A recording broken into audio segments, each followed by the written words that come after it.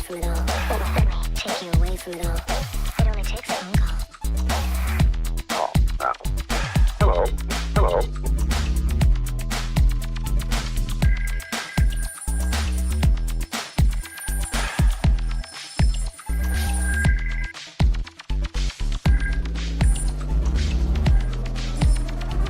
Let me show you another world of excitement. Let me take you away from it all. It only takes a phone call.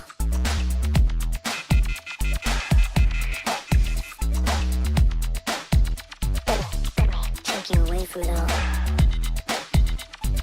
Let me take you away from it all. Let me take you away from it all. Call now. Hello. Hello.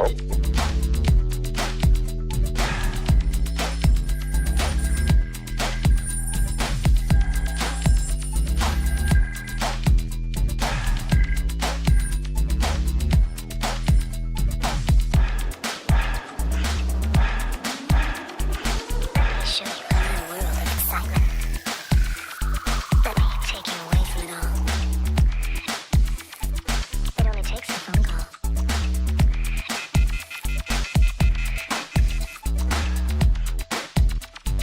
Let me take you away from it all. The possibilities are endless. Let me take you away from it all. Let me take you away from it all. It only takes a phone call. Call now. Hello. Hello.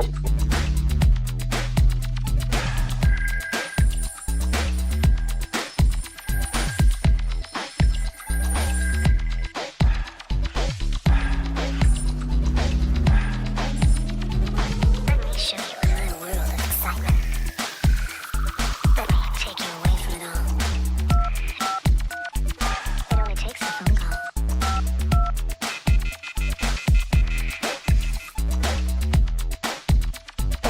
Let me take you away from it all.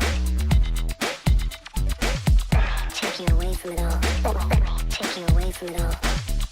It only takes a phone call. Call now. Hello. Hello.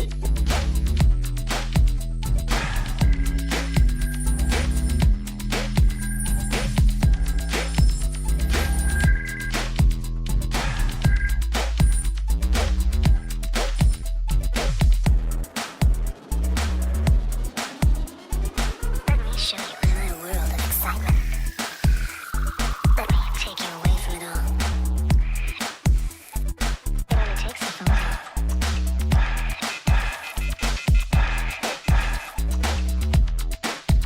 Let me take you away from it all. Let me take you away from it all. Let me take you away from it all. It only takes a phone call. Call now. Hello. Hello. Hello. Hello. Hello. Hello.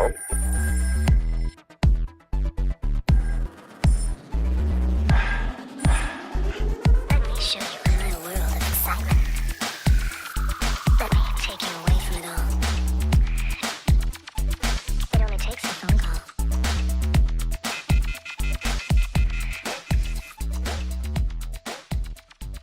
Let me take you away.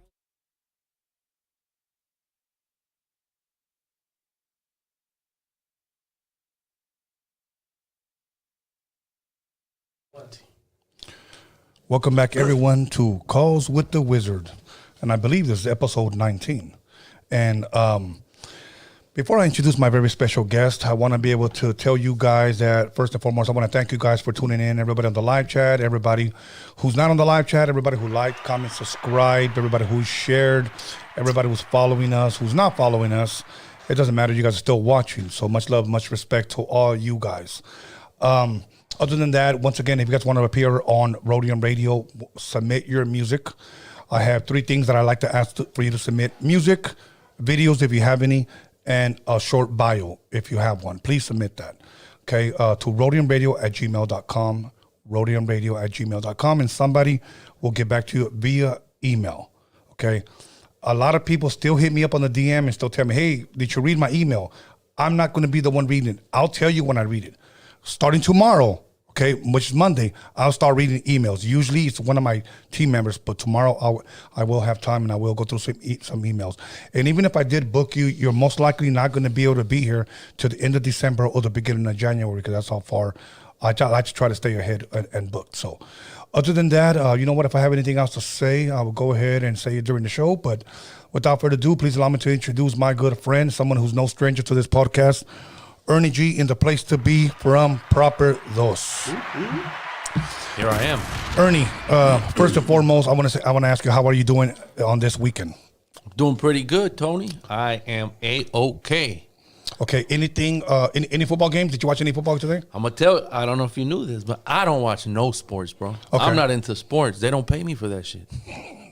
I'm like, that shit's rigged to me. If you ask me, rigged. Raiders are going to keep losing. Right. I stopped watching them when Jim Plunkett tapped out. Damn. Yeah, so because I knew it was all downhill for that, but It's still going down. Yeah. I see a lot of people crying sometimes. You know. Okay.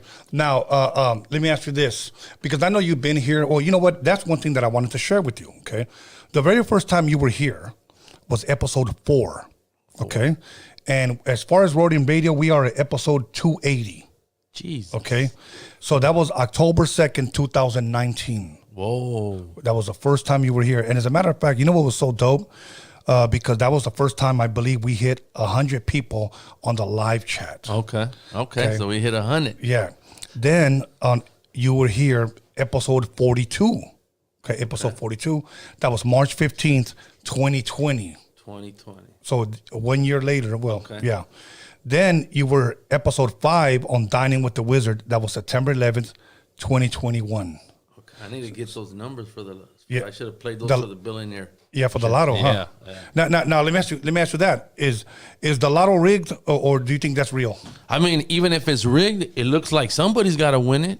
You know what I mean? Like, at this point, I have a whole different perspective now on shit, because even like I tell you, even if everything I post on there is true, it's kind of like there's so much information flying left and right that we're overwhelmed with like, yeah, that might be true, but I got to go to work tomorrow. You know what I mean? Like, say you win the Powerball, you win, I don't know how much you can win, $1 billion.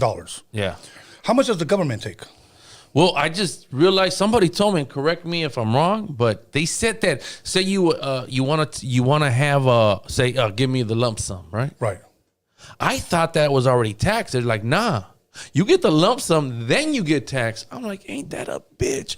Yeah. Why even tell me there's $2 billion? Just tell me what I'm gonna get, so that way I don't you mind fuck me with that shit. Yeah. You know what I mean? Like, fuck. I mean, that's still a lot of money, but if you're saying $2 billion, I take the lump sum, I only get $1 billion, and then I get taxed on $1 billion. You end up with $750 million. I don't know. I'm just saying, but. So it went from $2 billion, and here's $750. You got, like just tell me you're gonna win $750 million. That's better. You know what I mean? Because that way, at least I'll be mad. I'll be here with $750 million, and I'm like, I'm pissed off. You guys, you guys took all my shit. Fuck you guys. Exactly. You know? Okay, so now they call you in, and they ask you to come pick up your check. But you're gonna be live on TV. Do you go regular dressed like that, or do you go incognito with a mask, a hat, a dress, so that family members don't recognize you? Well, how would you do it? I don't think I'd have a problem with family members, because come on, like I know people say that family members will come, like, hey, I need money for this. Ain't nobody came to my house, so I'm like, I don't think they'd come. I'll be like, where were you at before? Like, I don't, Right. I wouldn't have no problem telling, like, right. You got me Que kind of quieres, fucked güey? up. Yeah, hey, Yeah. ¿qué pasó? Okay, now let me ask you this. I might break some people off. Like, I'd be like, you cool. Even though we don't see each other. Here you go. There'll be some certain cousins I do have, that I would be like, I'll break you off, bro. I got you. Now, let's just say, how many cousins would you say? About 2 or 3? I'm nice. I'll even say 5, even 6. Okay, 5 or 6. Yeah. How much, if you can give me a ballpark figure, would you break them all off on? What kind of check? I was thinking, like, some that have homes, I'm like, I'm going to pay off your home. Okay. You know what I mean? Okay. Like, here's your home's paid off, because I'm sure even then, maybe you're right. Some of them will be like, damn, you only gave me $100,000. You know? Yeah. Like, I don't know. Yeah, but it's all You know, because sometimes I believe no matter how much money you give somebody, them knowing how much you have, what you gave them will not be enough. I'll give you an example. I'll give you one example. I had a balling ass homie. Okay, Yeah. I'm sure we've all had balling ass homies. And this guy went to church one day, and he said that he felt that God put it in his heart to break off his close friend. Like, you know, break him off something. So he goes, I went to my crib, and I just got 5,000. Yeah. I'm gonna go give it to this guy because I know he's hurting. Yeah. So he told the guy, which was his close friend, hey man, you know what? God put it on my heart. I went to church today, and he wanted me to bless you with something. He goes, now, Tone, you know, I'm not really like this, so it was kind of hard for me to do this. Yeah. But I went ahead and did it. And I said, here's an envelope, you know, and he gave it to him. And he looked, and the guy looked at it, he goes, 1, 2, 3, 4, 5, 6. And he counted all of them. He goes, $5,000. And he goes, yeah. He goes, are you serious? And he said, yeah. Is everything okay? He goes, man, I thought you wouldn't give me like 60,000 or something. Like, here, go pay off your fucking house. But $5,000. He goes, para los chicles, to buy gum, I guess.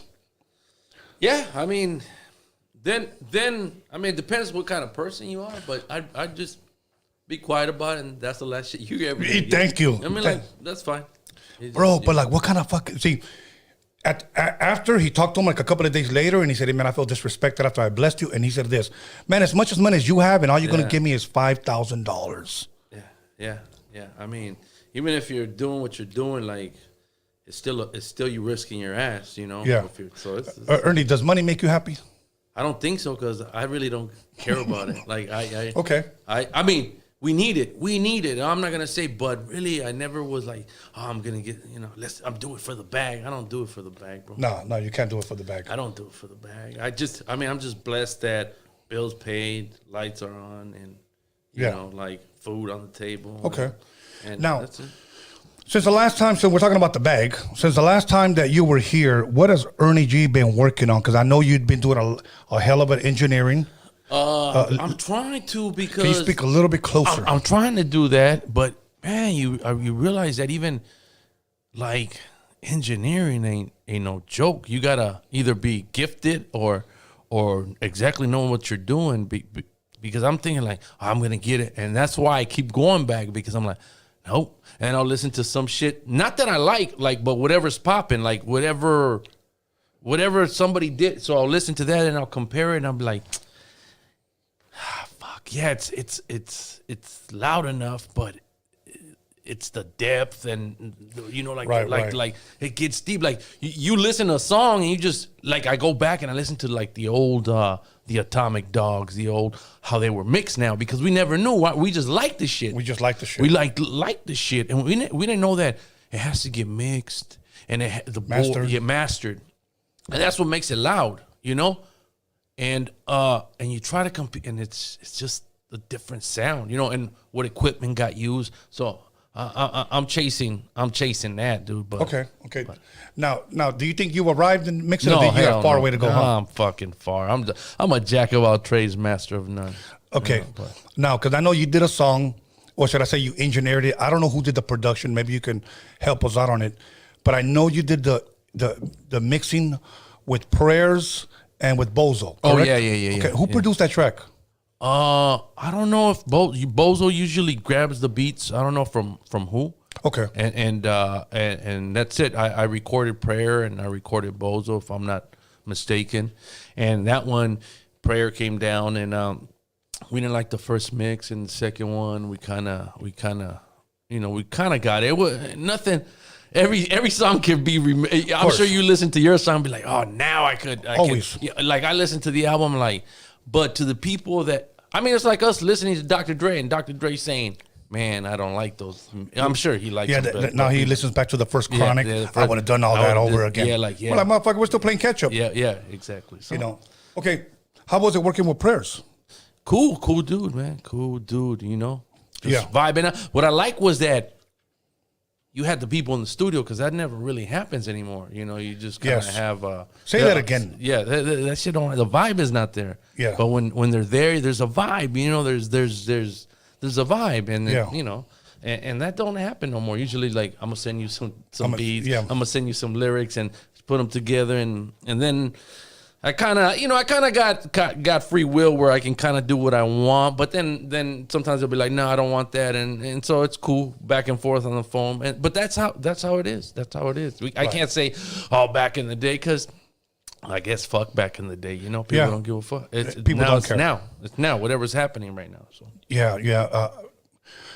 Man, you know what? And like I said, when you said fuck back in the day, it's true, bro. Because I remember when I had my studio here full of vintage keyboards, and I remember you're the one that taught me how to use what was it, that Mackie board that I had? The Mackie. Yeah, okay. I think you had a Mac 1604 or something. And you're the one that taught me you hooked it up. Yeah. Taught me how to use it. It was all good, automated board and everything. But after a while, I started seeing kids making beats on laptops. Yeah, I mean, Fruity Loop was a joke, right? Yeah. Now it's like, it's not a joke. That's what they're making fucking goddamn money with. Like Fruity Loops, shit that was almost like a Fruity. Look at the sound. And it's not called Fruity Loops no more, from what I understand, right? What's it called? It's called Fruits? I don't know. Fruits of Labor? I don't know.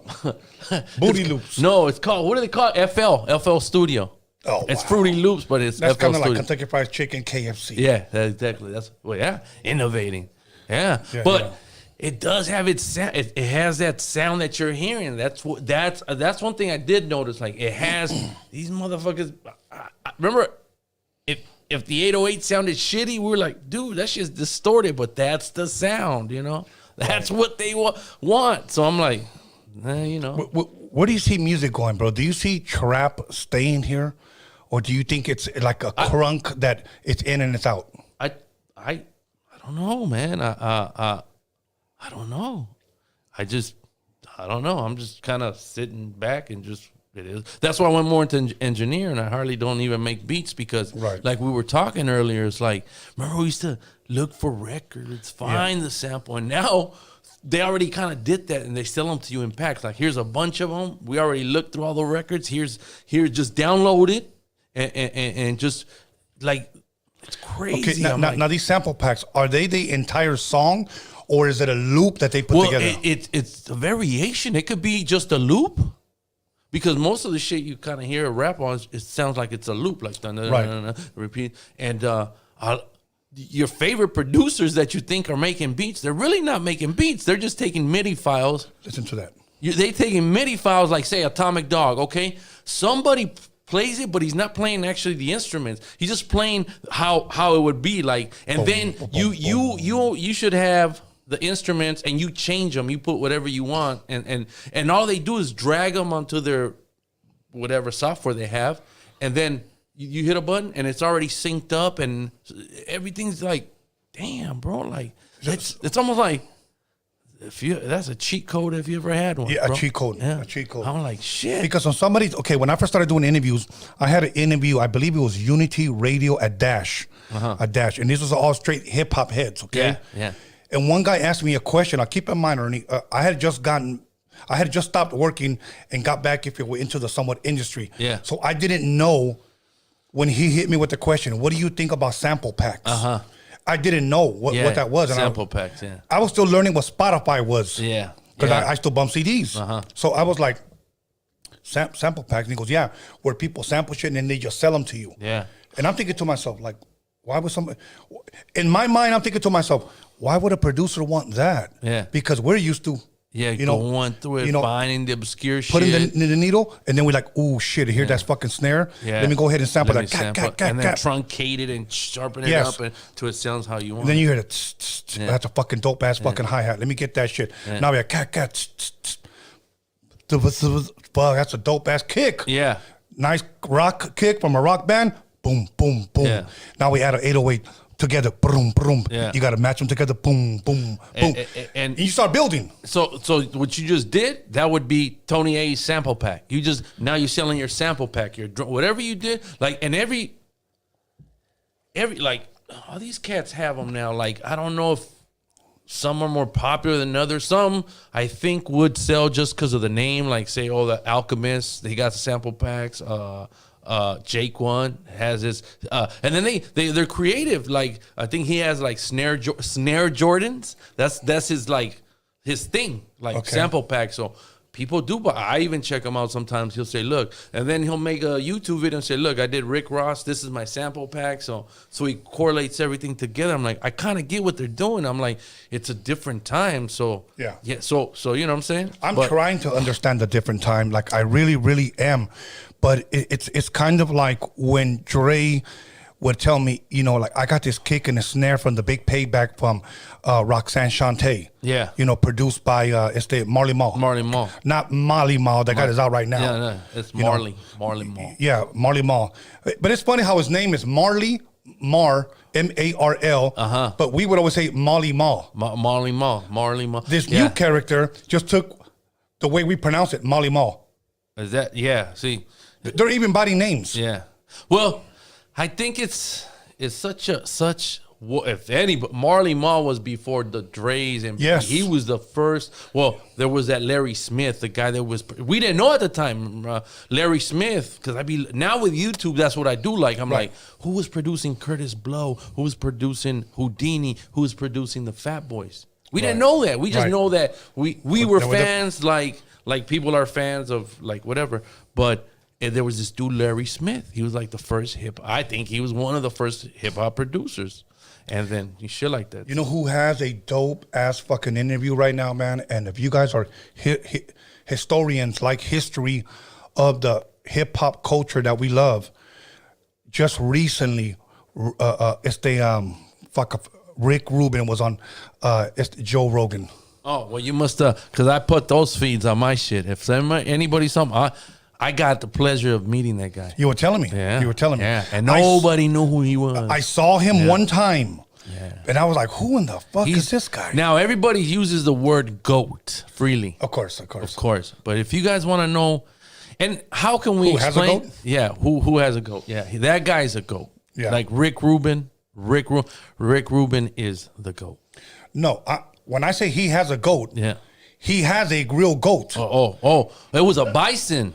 Was when he was recording Jay-Z? I got 99 problems. That was a bison in his living room. I think it was a bison. When we say bison, that's a fucking big ass goddamn buffalo. He had one in his house. Yeah, that's what he was talking about. Even yeah. If that's what you're talking about, but maybe no, actual goat. Oh, he probably does. He's more now. You can tell they're like, motherfuckers are paid. Him, bro. Him. He told the whole story how he met. Yeah, Joe Rogan. Look at it. Joe. I was watching that dope shit. Fucking interview, bro. And he dropped a lot of fucking gems. Did you know that he Taylor Rock?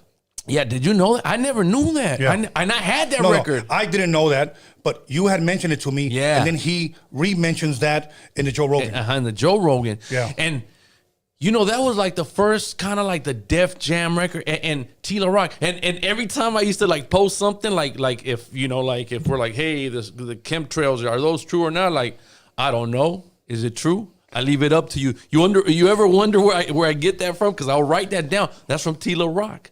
Okay. Remember? I don't know if it's true. I leave it up to you.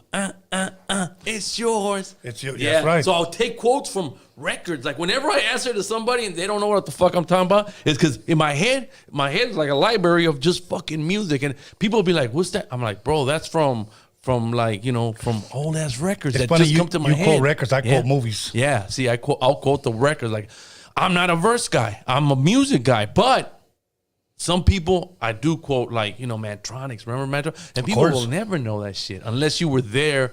And that was us. That was ours. Nobody. It wasn't mainstream. This shit went mainstream. Yeah, everybody's getting paid. Everybody just wants the bag. Back then, it was like we love the culture, bro. The culture was the shit. Today it's all about the fucking bag. It's all about the bag. Don't chase the fucking bag, bro. And you got to sound the same. Everything's the same. If you don't sound the same, you're not in. See, today we can't call people biters. Yeah, we can't. No, so because they're all bit. But then we can. Yeah, it's like, hey, okay, move along. Oh God. Oh, you guys are just old. You just okay, old, cool. Yeah. You know, and I'm gonna quote Snoop. I believe he was in New York when he said this. He said, "80s and 90s, there were no two rappers that sounded the same. Yeah. No two. You couldn't, you know, or else you're a biter. Yeah, or you'd be like the real one would be shining, and that one's like, yeah. Okay, let's take it a step further and let's talk about the culture. the hip hop culture. You couldn't steal somebody's tag or somebody's bombing style because you're biting somebody. Yeah. You couldn't steal somebody's popping moves because you're biting somebody. Yeah, Those are his moves. You couldn't steal somebody's scratching. Yeah. Every DJ was unique. Yeah. Technology has made it now where everybody can do it. Well, yeah, it got. I guess I would say monopolized because somebody's running that shit. You know, can we say? Yeah, we know Whatever who's the running, fuck you want. Yeah. You say. The Jews running the whole shit. Oh shit, we're gonna get canceled. Kanye West gonna get. Yeah. See, yes, the bag. Yeah, they own every, like, that's another thing. Like Kanye West, okay, I know I don't have to agree with everything he says, Right? But he's saying some shit. Like what? He's saying the truth. What did he say wrong? Like, hey, you guys, just because he said that name, but if they say, hey, you Mexicans are a fucking bunch of construction workers, and that's the truth, right? Right. You Mexicans are the ones that pick that's the truth. But they say he was just kind of saying like, hey, you guys own everything. Hey, you guys, stole my shit. Like, yeah, they did. I agree with it, but damn, they canceled that boy quick, huh? How come Ice Cube didn't get canceled? I know. Ain't that funny? And he was talking hella shit because you let a Jew break up my crew. What about, I was watching 48 Hours with Eddie Murphy and Nick Nolte. Nick Nolte, yeah. Hey, boy, I was watching like, you fucking faggot. Yeah, you can't say that shit no more. You can't say that shit no more. Like, I told my boys, I said, one day they're going to put me in jail. Why? Why you in here, Ernie G? Because I called that fool a faggot. Right. And it ain't because I'm saying you're a fag, like in the sense of sexual shit. Right. It just rolls off pretty good off the tongue, it you know? It's like, you motherfucker, fucking faggot. Or like you know? when you say, come on, bro, that was gay. That was gay. We're not really saying, hey, dude, you're a homo. We're not saying that. Yeah. And if you broke it down, gay means happy, right? Yes. Oh, the Fred Flintstones will have a gay old time. Yeah. We're having a happy time. Yeah, they're having a happy time. But it's just crazy, bro. Yeah. Tell me they're not, everything they're saying, they're going to censor you and all one. Anyways. Go ahead and put on the live chat. Are you gay? Go ahead. Yeah, because that means that you're happy. Okay. Oh, man. Yeah, let's take that word back. So, anyways, and I'm not even mad at they got the shit together. Like he was saying, hey, we should be like them. Like imagine if the Mexicans were getting together. Like, hey, compa, help me out. Imagine. Have you ever met Pablito? I interviewed him here.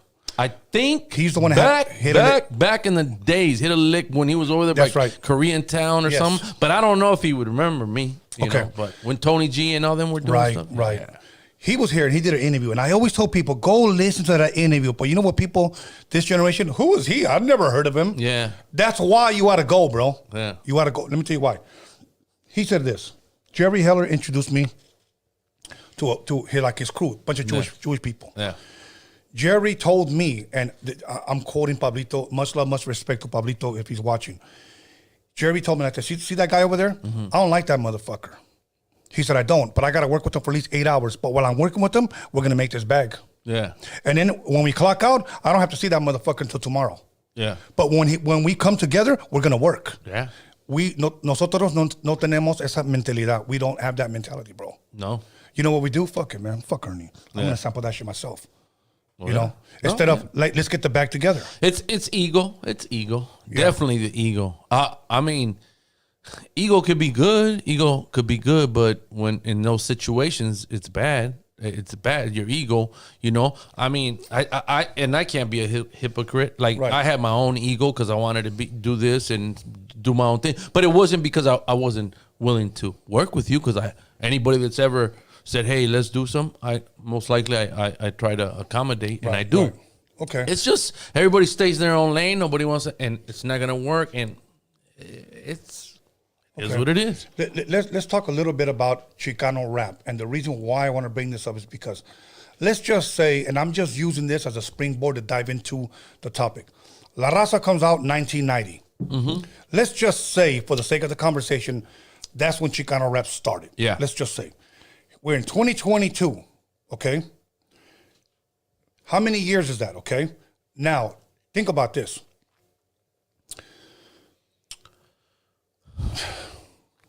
Has Chicano rap, has it made it where it was supposed to make it? No. It's been where it's been, I think. It's been where it's been? Yeah. Okay. And I always like to give this example, and I'm not talking shit, but I need to state facts. Okay. We had La Raza. We had Ain't No Sunshine. We had Mentirosa. Mentirosa. We had another song by Frost, La Familia. We had 2 proper Dos albums, and I'll get back to that. Feeding Behind Mexican Power. I keep out of Frank B. I couldn't Ghetto Baseball. Yeah. Lighter Shade of Brown. Lighter Shade of You know, Brown. much respect to them. And I'll even say So 18 with the Bullet, Spanish Fly. And I can keep going on now. Then we eventually ended up having Slow Pain, the AOTs, the Nino Browns, etc. That's all 90s. Before it was actually titled Chicano Rap, okay? People had deals. People were on the radio. Yeah. Come the 2000s, people say that's the prime of Chicano Rap. In my opinion, it's not. I think that's when it went down. No more radio unless you were on Pocos Pero Locos. Yeah. When back then, your record was just on regular rotation on Power 106. Yeah. Okay? We have Pocos Pero Locos now. So now, if you want to listen to Chicano Rap, you got to listen to it at this hour. If you want Chicano Rap, you got to go to this bin over here at this store. No more record deals. Everything is car shows and swap meets. Yeah. So I don't understand when people say that was the prime of Chicano Rap. Well, Okay. I personally I don't even know what's the prime. It was music to me, you know. Right. It was just we did our shit because you're young, you want to hear your shit out, you want to be put on for your city, you want to do this. It wasn't about the bag. You were finding ways. We didn't have Pro Tools, we didn't have internet, and we were just happy, like you said, we were just happy to have something out. Like, damn, we did it. But then, you know, like subconsciously, I'm thinking like, oh, this shit's gonna hit. Mexican Power. We're gonna unite. Everything's gonna hit. But then things ain't what they seem. Like a lot, it's kind of like the same thing. People, you see a lot of people now. Anybody can make a video for the most part. Yeah. Everybody can look like they balling out of control. Fake money. But you know, but at the end of the day, no. Okay, now here's the question. 90% ain't happening. I might have asked you this, okay? So 32 years of Chicano Rap, okay? From 1990 to 2002. Damn, Okay, that's 2020. Yeah. 2022, damn it. I hadn't even started drinking yet. Okay, 32 years, okay? Damn, that means I want to ask you this. next year is our 30th anniversary. Yeah, Huh? exactly. That's crazy. Okay, me and Crawford last December celebrated 30 years of I'm Not Your Puppet album. Yeah. Okay, now, and this is for the people in the live chat and people that are eventually going to call in. I'm going to ask them this question. Who is the best Chicano rapper to have done it? I think Frank V. Frank V. Hands And down. it ain't because no, but It is, bro. It is. Let's just say it. Yeah. Okay, this is me saying it, not you. Yeah. And I've always said this since the beginning of Roadium Radio. I have yet to hear, and I'm talking about an album, a Chicano rap album that is better than your first one. Yeah. I do agree. And we didn't get there's been more albums that have been probably more popular, more exposure. Yeah, you had like Lighter Shade of Brown definitely was more on the commercial side. Yeah. But we were kind of like the NWA at the time. You know what I mean? Right. But if Frank wrote songs, he didn't just rap, bro. Right. The way he flipped it, he didn't sound like your regular. Right. You know? Right. What he was talking about, he had a little extra something in there, like just meant to be. It was his delivery. And his voice. His voice, bro, just his lyrics. Yeah.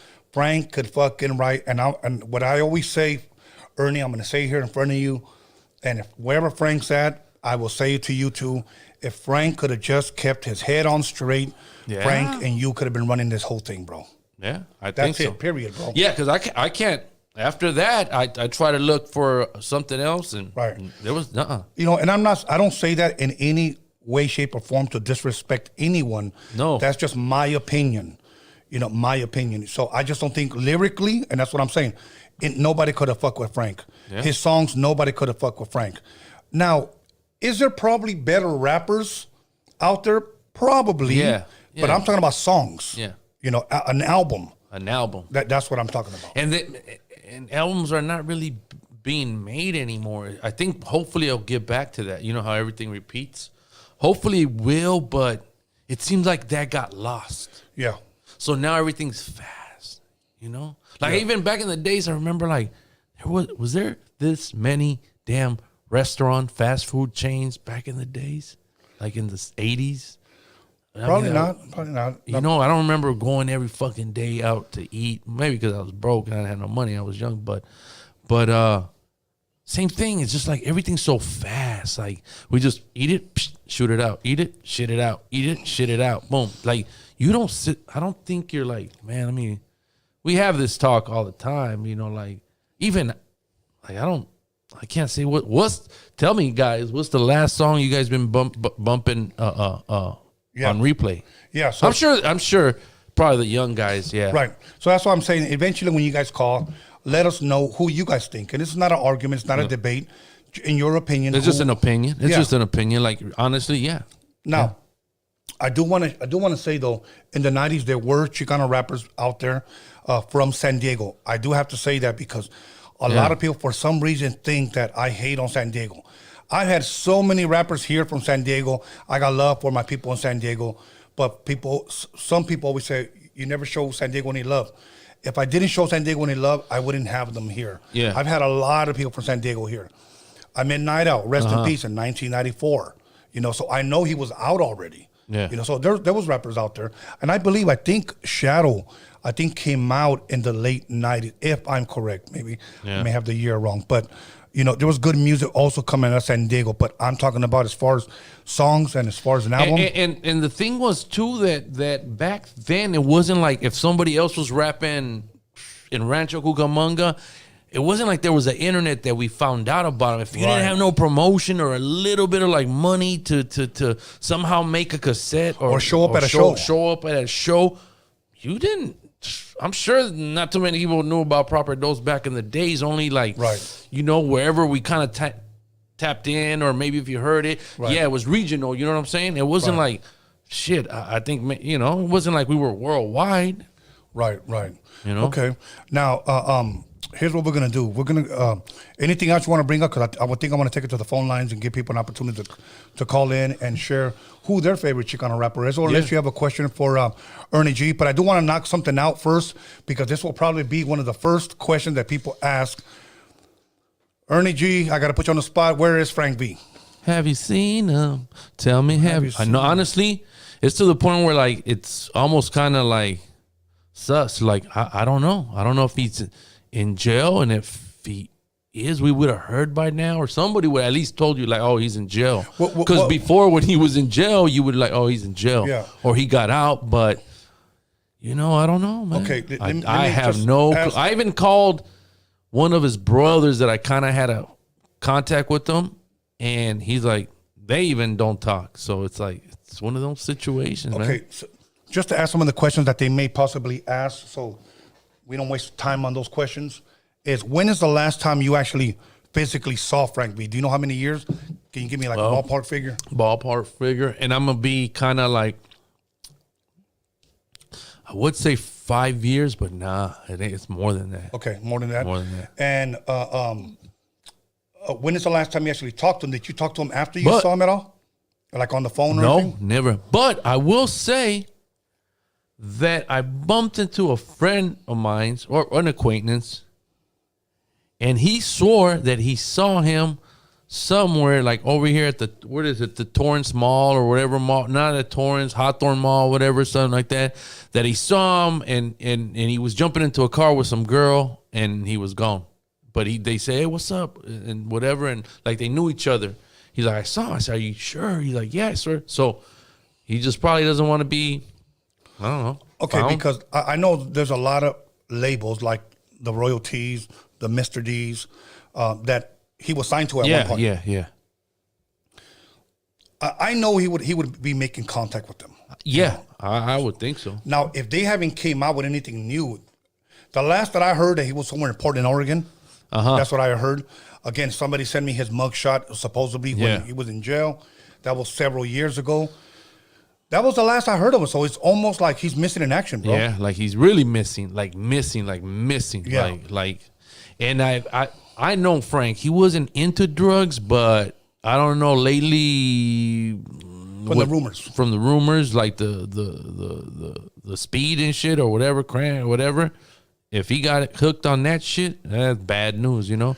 Yeah. Okay. Now I know his mother was living in Santa Monica. Do you I have think any? she moved to Texas, and I don't know if she's still, Okay. you know, All in right. Texas. I think they moved. Everybody moved to Texas, and Well, you know what? I'll tell you what. If anybody out there knows anything about Frank V, call us up.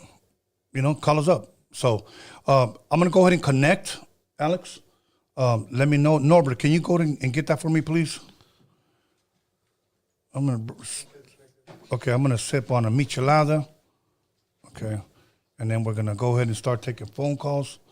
So the number's going to be up. You guys go ahead and call us up. I would like to say, if you got the balls, make the calls. If you got a question for me or for Ernie or a proper dose question or who was your best Chicano rapper ever, go ahead and let us know. We're going to go ahead and take this first call. Go ahead and put the headphones on, Ernie. oh shit. Okay, here we go. Caller, your name and where are you calling from? This is Tony A. from Wilmington. Tony A. from Wilmington. Thank you for calling in, bro.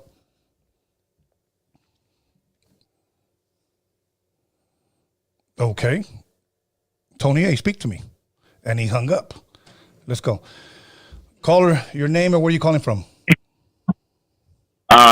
What's up, guys? My name is Jax. I'm calling from Ontario, What's up, brother? How you doing? You got a question? California. Yes, Pretty sir. good, yes, sir. Actually, you know what? You guys were talking about that your 30 year of Chicano rap's coming up. It'd be kind of cool if you guys, all you guys got together and like did like a 30-year anniversary like album, maybe with like one track per like producer, like the Wizard with Croft, and then like maybe Ernie, the proper dose, and then you get one of the guys from Latino Brown that's still here with us, man. Yeah. That shit would be tight, to just get everybody together, make this project, and do it for the raza, bro. That would be really cool. Like, we would love to like hear some new, like a new track or something, 30-year anniversary album or something. Yeah, that would be really cool. Wouldn't you guys think? I'm down. Like I said, I'd we be down. we would everybody. I think you guys would get like the support from everybody, bro. Like it would just be awesome, man. Just to do it for the raza and just you guys been putting it down all these years, bro. So why not? I mean, what do we got to lose, bro? You know what I mean? Yeah, I want to say something. Yeah, I'm all for it, bro, honestly. But I do want to say something that was done, and I want to give this man recognition with Steve Yano. He's the one that put together Rap Declares War. Oh, Rap Declares War. Yeah. Rap Declares War was That's one of those songs. Yeah, so, who do they have on here? Frost? They have obviously proper dose, you guys. But we were Lighter Shade. Lighter Shade. Crawford, High C was on it. Yeah. And I forgot who else, but nice. Yeah. So if you get a chance, in case nobody has heard it, go listen to Rap Declares War, and we did that. What you're speaking on? Yeah, I remember that one. That was a good one. But it would be nice. But the problem is, like, first of all, for me, it'd be like, well, where's Frank? We need Frank. But okay, let's So I get what you're saying and stuff, and sometimes it's just easier said than done. But nothing's impossible. Mm-hmm. We just need that guy to make it happen. Because what happens is some of the, us as artists, we just kind of, okay, yeah. So you need that guy to motivate. We need a motivator. We need that motivator. Right, exactly, man. Well, I mean, that's why you guys got each other to motivate within yourselves. I mean, you guys are artists and you guys are OGs, and I mean, you guys been in the studio plenty of times, and you guys have the talent to do it, man. And it's like you said, anything is possible, man. And you just got to think positive. You echarle ganas y ánimo, bro. You know what I mean? That's what it's all about, dude. Hell yeah. I mean, there's nothing that could really go wrong about it, bro. It's just, let's just, make it happen, dude. And you guys would just get a great feedback, bro. You guys would get a great feedback on that, dude. I still like Tony, look, I'm a DJ, bro. You know what I mean? Sir. And I know like Raul, RW, and all them. Oh, yeah. And I still play your stuff, dude. I have you on Facebook. You know what I mean? I think you shared my picture one time. It was like the B-SKANLESS, the first album you guys did, and I had the Frost on there too, the La Raza album, and you asked me, hey, can I share this? I was like, brother, it's your album, bro. You go for it. You know what I mean? That's right. And I still play your stuff, and people go nuts, bro, for your stuff still. You know what I mean? And it's like, why not, bro? I mean, Jesus, like we would just love to hear that, like new stuff. You know what I mean? Hell yeah. And I understand, like some of the people are missing now, and they're no longer with us. But I mean, shit, we would like to hear some solo stuff too, man, because you guys are still here with us, bro. You know what I mean? Absolutely, bro. That's a great idea, and So- maybe me and Ernie can cook something up. I mean, just something to think about, bro. We would love to hear some new stuff, man. But yeah, man, it was great. All good, bro. Thank you for the call, bro. Thanks for the call, man. Appreciate you, homie. Yeah, absolutely, man. You guys have a good night. You too. Okay, let's keep it pushing. I think we don't. So I want people to call in and tell me who your best Chicano rapper is. Call in your name and where you calling from. My name's Daniel, calling from Santa Maria, California. Daniel from Santa Maria, California. How you doing, brother? Good. Yeah, I just had a question for Ernie G. What kind of beat machine did you use on your first album? Well, okay. Here's the story. I ended up with the SB1200, right? The SB1200, which I still have. Right. Which he won't let me borrow. Yeah, like But I don't blame him. I don't blame him. That motherfucker ain't coming out the studio. But so what happened was my cousin, rest in peace, Big Chill. We got into just like your regular, whatever happens, misunderstanding or whatever. And since he paid for it at the time, that was the investor. By the time I kind of got signed on to do the album with Steve Yano, he took it back. And the thing was that if you remember, those things were hard to get by even back then. Remember? Yes. They were like hardly they were all sold out. So there was a new machine coming out, which was the MPC 60. Yeah. And which was better. The way I make that comparison is like you have your famous your 1958 convertible, 62, 63, 64, right? Those things are gems, right? But then the new cars comes with, the whole built-in AC, we roll up the windows, which some of them, the old cars still do. But what I'm trying to say is that this one had more sampling time. The 60 was still mono, right? Yeah, it was still still. So the album got made with the MPC 60. Yeah. Yeah, it was done with the MPC 60, wow. but there was a SB1200 in the studio. Remember, Juice had like two of them, so a couple of the tracks were still done on SB1200. And he said Juice, not Juice. Juice. Well, what's up with the Juice? That you know what? I got a guy that claims he knows them and he talks to them all the time. Yeah. But every time I tell him put me in contact with them, he never does. So, anyways, okay. So it was the MPC 60, and then eventually we kind of ironed stuff up, and he had no use for the SB1200. He was making it. So then I was able to get it back and pay him off for it, and even back then I believe those things were like 2,500. Yeah, 2,500, huh? Like 2,900 with taxes. Yeah, that's dope, man. Yeah. So hey, and I had a question for Tony. Yes, sir. When are you gonna get out that SP1200? Oh, you mean that? You guys should do some beats. Okay, well, I had it Beats here. Live. I did it twice here with Ralph M, and I did it with Be Real. My next one is going to be with the S2400. I just showed it to him.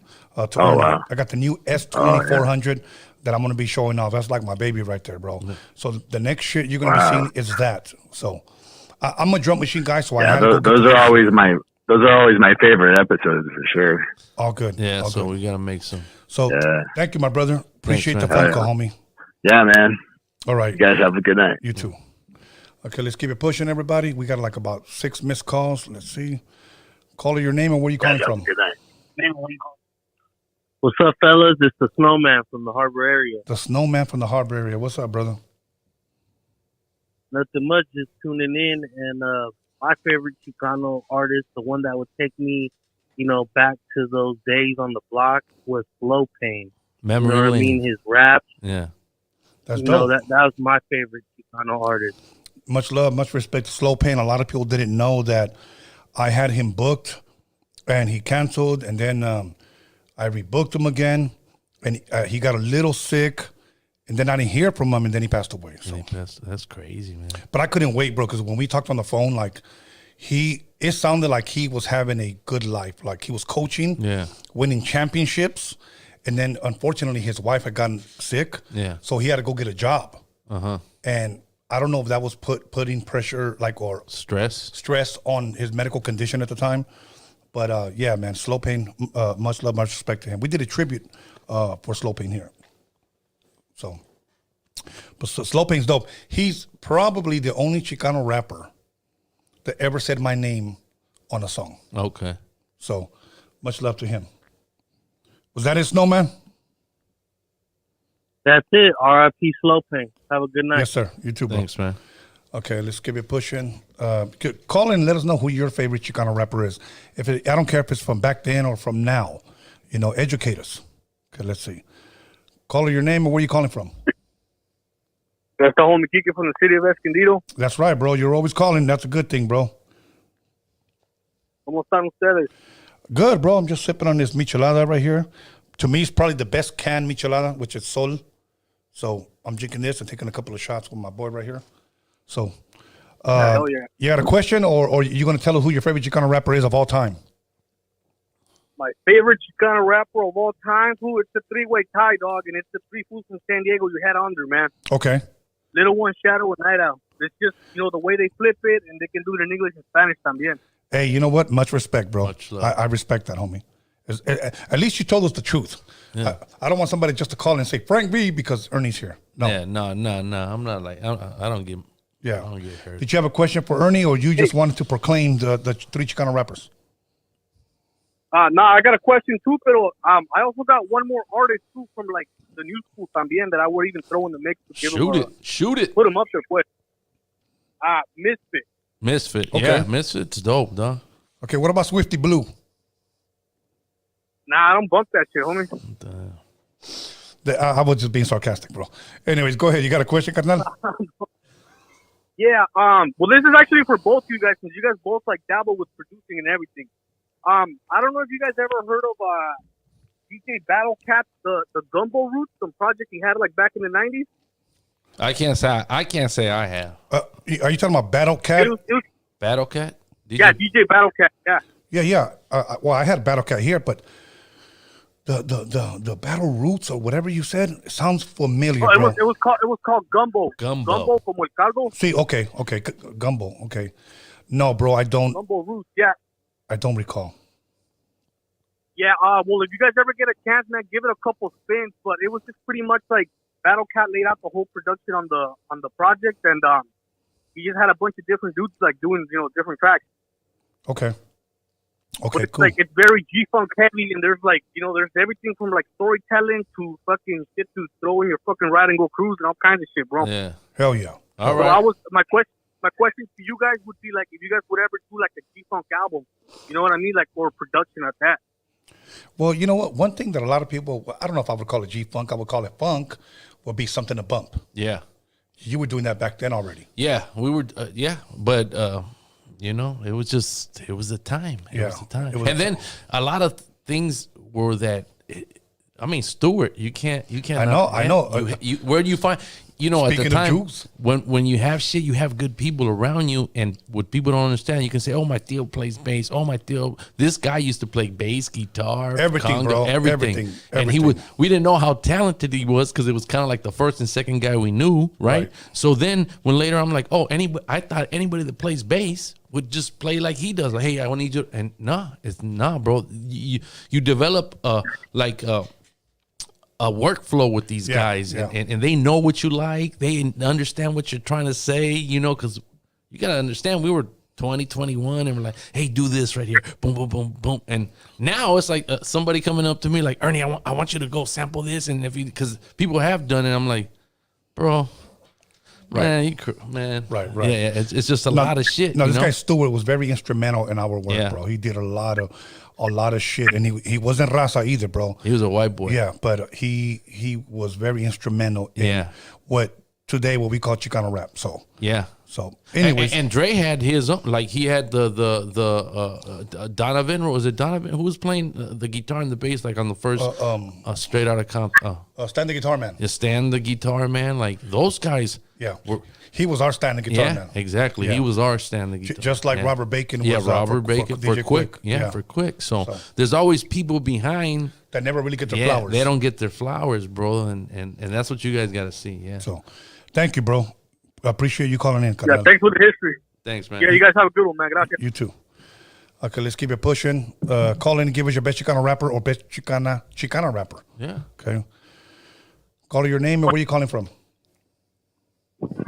Hey, Tony, Yes. I'm calling from San Pedro. Yes. You got a question? Hey, I have a question for you. Hey, did you ever settle that score with Melaman Ace? What score is that? Well, you know that run-in that he talked bad about you and stuff. What did he say? Well, you said in a couple of episodes ago that he had said something about you in his podcast. No, I don't. Not in his podcast.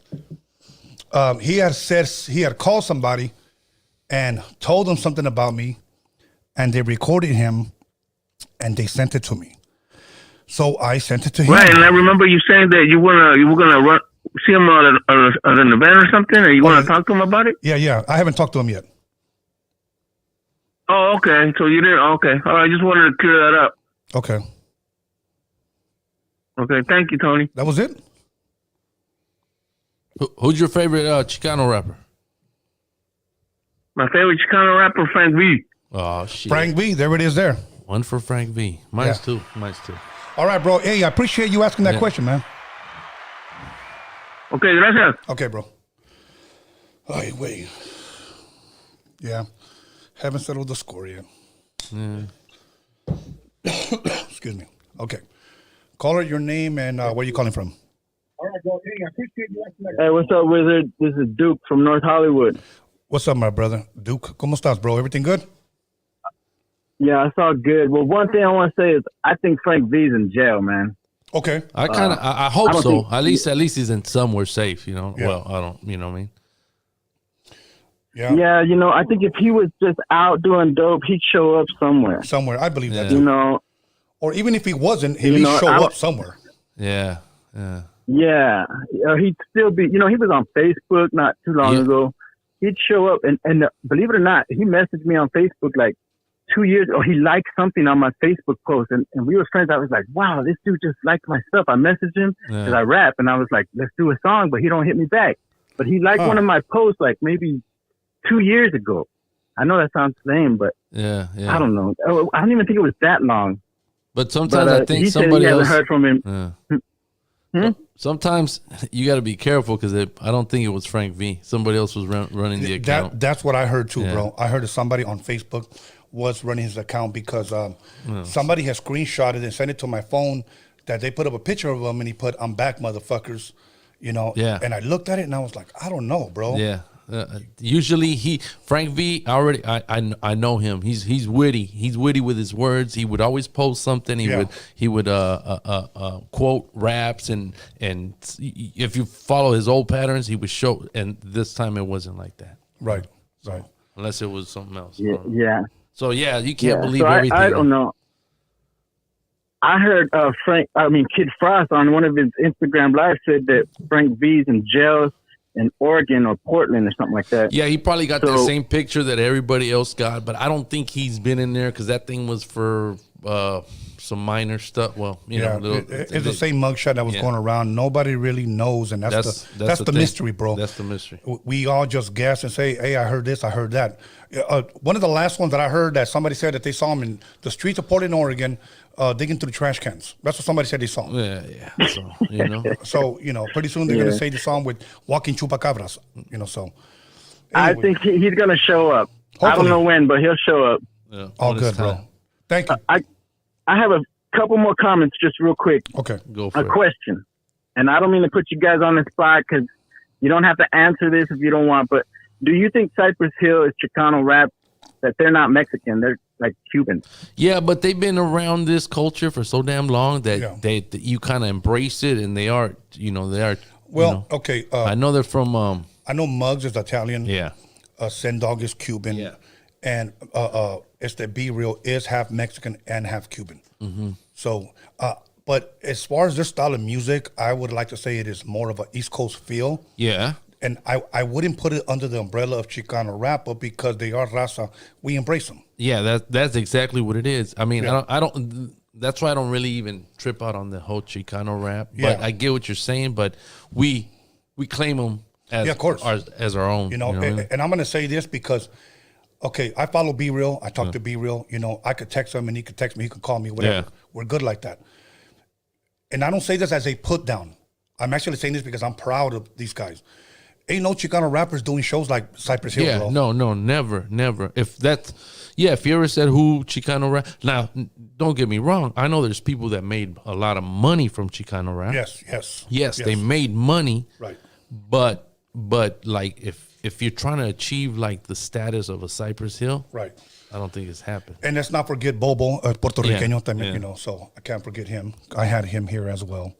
But I can't say I'll put them under the umbrella, but we do embrace them, bro. That's funny. I didn't know. Yeah, they are Latin. Yeah, Yes. so yeah. But I was gonna say that Bobo, he said that our album was the first album he recorded. That's right. Yeah. And he said that here, bro. Yeah. Yeah, I was that's like, right. That's crazy. That I was thought the he was first already time. You thought he was already on. Yeah, he was already on. Like, oh shit, we got No, that dude. Yeah. Look, let me tell you the way I compared him. When I first saw Joe Cooley take off on the turntables, I thought this guy, and I mean this in a sarcastic way or in a humorous way. I thought this guy was God. Yeah. You know what I'm saying? Yeah. Not literally. Yeah. When I saw Bobo play, I'm like, oh my God, that's like Joe Cooley on the turntables, but on fucking bongos and congas. Bongos, congas, and drums. He Bro, began, yeah. So anyways, when you look at a phenom, Yeah. this guy that's what he is, bro. yeah. So he's just one of those guys that just blows you away. So anyway, bro, you have another one or you're good?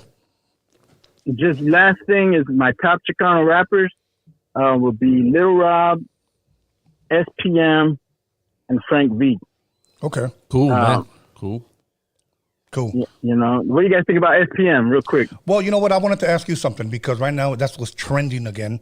People, you know, the guy's been locked up for over 20 years, and every so often people just want to bring him up. Still, look, we already know what the guy got convicted of. That's not a mystery, and people already know how I feel about him here. Like I could never interview him here. Yeah. Okay. Now, as far as SPM, like, look, there are people that say he was a dope lyricist, and then there's people that say he was just an ordinary rapper. To me, I haven't heard enough to give my opinion. The stuff that I did hear, I didn't really care for. It just wasn't for me. But obviously, he has a crowd, and you know what?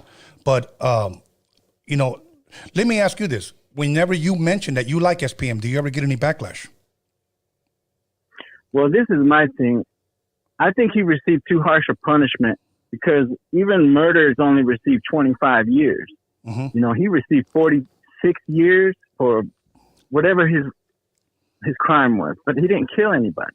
Well, no, so he ate out. Too harsh. He ate out a 9-year-old girl, bro. That's what You the know, paperwork said.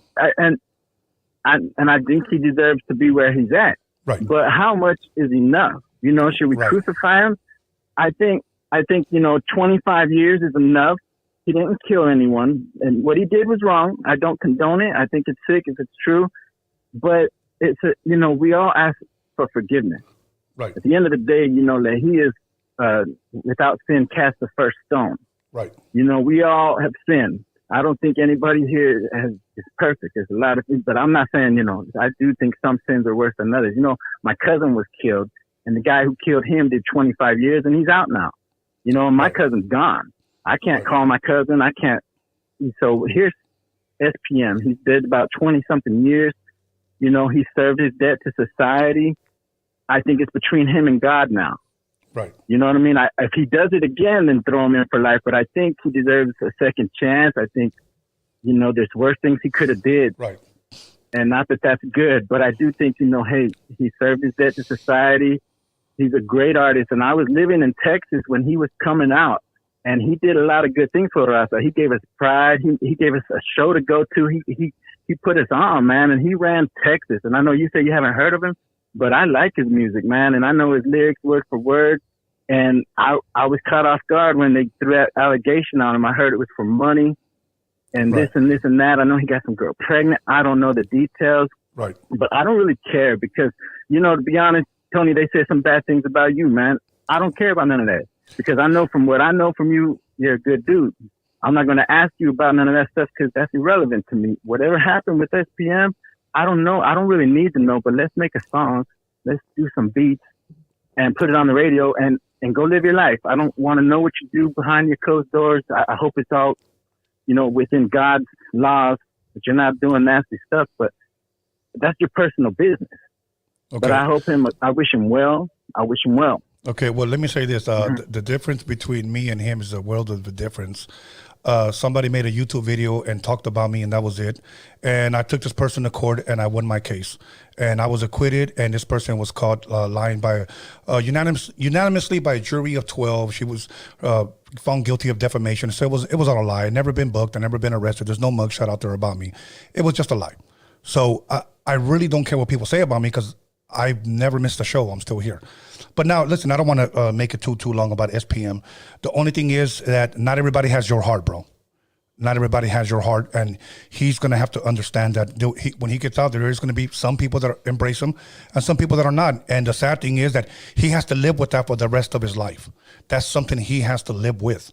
Now, last thing, Texas is totally different laws from California. Yeah. Totally different laws. Now, if you saw the way the judge spoke to him, I think the judge took it personal because he called him a liar to his face, and then he sentenced him. Yeah. So it was something personal, bro.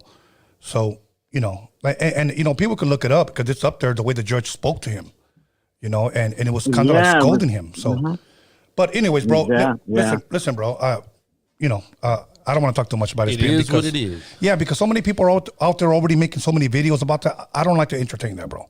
So. Me either. I don't either. I just think, you know, he deserves a second chance and just go from here. When he gets out, give him a clean slate. Give him the second chance we would want. You know what I mean? I never believed anything they said about you, Tony. You don't got to convince me nothing. I knew that girl looks like she's BS. She's just trying to get a meal ticket somehow, bro. But I never bought that, bro. You're a handsome dude. I ain't gay or nothing like that, but you don't need to rape nobody, dude. So I'm just going to throw that out there. Tony ain't trying to do that to you, girl. Stop lying. Nobody believed her. You know what I mean? So I didn't anyway. So, but yeah, but it's just the same. You know what I mean? Y'all have a good night. All right, my brother. Stay blessed, homie. And that's it. Yes, sir. All right, man. Take care. Thank you for the call. Let's keep it pushing. That was the first compliment that I ever got. There it is. Man, that's crazy. Caller, your name and where you're calling from. Hey, what's up, Tone? This is Hobby G from Colorado, baby boy.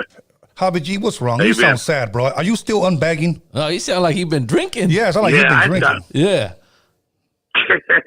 Had me a couple 40s and some joints. You know me, baby boy. There it is. There it is there. But yeah. I just want to let you know, one of my favorite Chicano rappers growing up, though, and no lying, I don't hear about him too much no more, is ALT. Yeah. ALT. I'm going to be back. Remember ALT? Yeah, I'm going to be having him back, bro. ALT. He was writing for my Frost favorites too, from huh? back in the day. Ghost writing. He was ghost writing. Before the name Ghost writing was out. Yeah. It was just, he wrote for me. Yeah. Today we got names for everything. Yeah, he was. Yeah. ALT. Hell yeah. Another time. What is that? ALT is a good one. Yeah. Another Latin time bomb. Latin time bomb. He did that one song. I think it was called Low Rider or something like that. Low Rider. Yeah. Well, he was on there. Yeah, he was on there. But you're right, man. Yeah, another dope He rapper. had that one jam, Good Feeling, too. Yeah, and he had a song. Good feeling. He had Tequila. Yeah, that was a good one, in too. the video. Daza.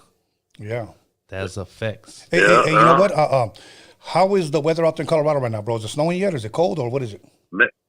Nah, it's cold. It's about 38, 33. You know what I mean? It's cold as hell out here. Okay, I might be going back out there, bro. My one of my homies wants me to spin. He promotes a club out there in downtown, and usually when I go, I stay right there on 16th Street at the Embassy, bro. Maybe you can come by for a drink or something.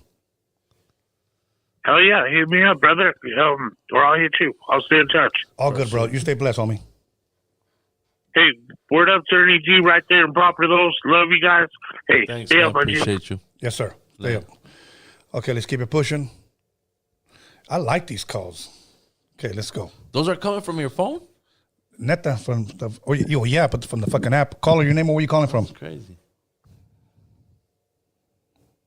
Talk to me. Hello? Yes. Hey, Tony. Yes, sir. When are you going to have an MC Wicks back? Oh, soon. Soon. As a matter of fact, you know what? I think I talked to him about a week ago, and he's got some music coming out, and he's got a show out here. I'm going to do a calls with him, bro. I'm not going to do some whatever interview because I already had an interview with him. I already had on Dining with the Wizard, on Drinking with the Wizard. Wicks, let me tell you something, bro. I got mad love for that guy because somebody shot me a video of his like 2 years ago. He's a chubby Chicano dude from Fresno. He's got my same last name. Se llama Jose Alvarez. and his name's MC Wicks. And I saw a video, and he was fucking busting, bro. Like, he got lyrics, bro. I think I know. Yeah, so I hit him up. I hit him up to be in my the Roadium documentary. I had a little skit that I wanted him. And he goes like, I live out here in Fresno, blah blah blah. So ever since then, bro, we became friends, bro. But he definitely will be back. All right. Yeah, because he's got a big following out here. Yeah, he do. Yeah, he do, bro. Yeah, he's such a good dude, bro. I had a story for Ernie G. Go for it. I'm here. One of my primos is from Santa Monica. Oh shit! Which one? So I used to party with him and Frank a long time ago. Uh huh.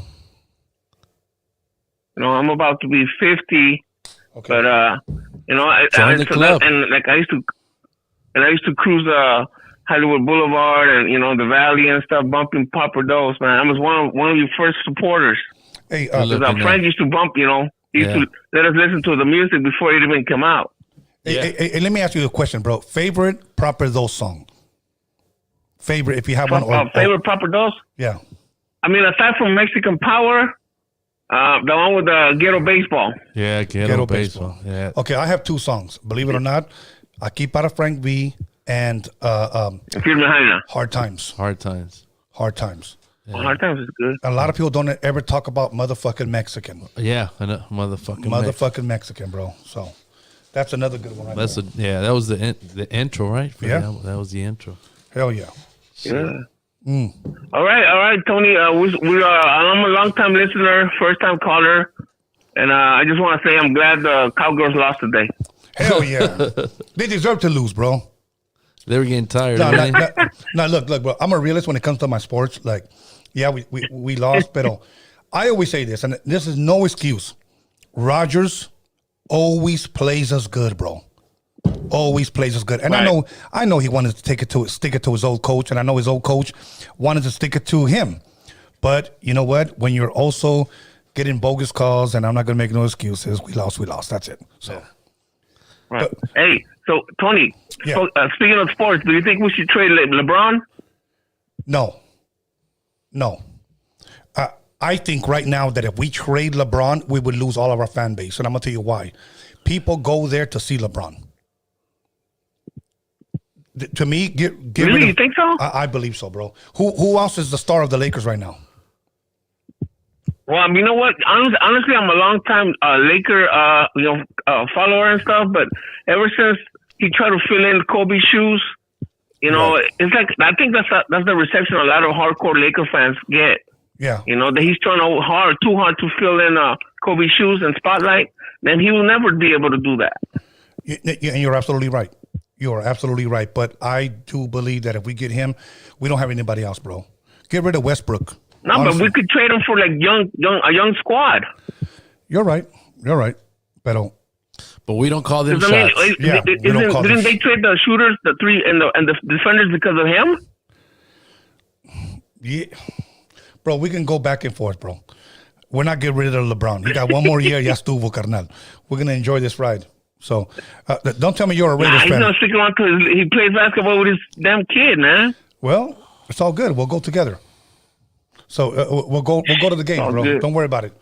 All right, carnal, I got to let you go. That's a conversation for Ghetto Sports. So, gracias. Yes, sir. Okay, let's keep it pushing. I could talk sports all fucking day, bro. Pero la verdad, that's why I was trying to come up with another podcast called Ghetto Sports y nunca pasó. So far, it can still happen. I'm gonna try to make it happen because I love talking sports. Call her your name or where you calling from? Mexican Power. Mexican Power. But can you turn down your TV, por favor? Well, that's the homies in the back. Yeah, I know.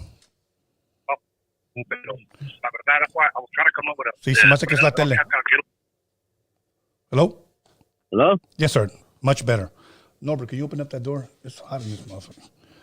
Go ahead, bro. You got a question?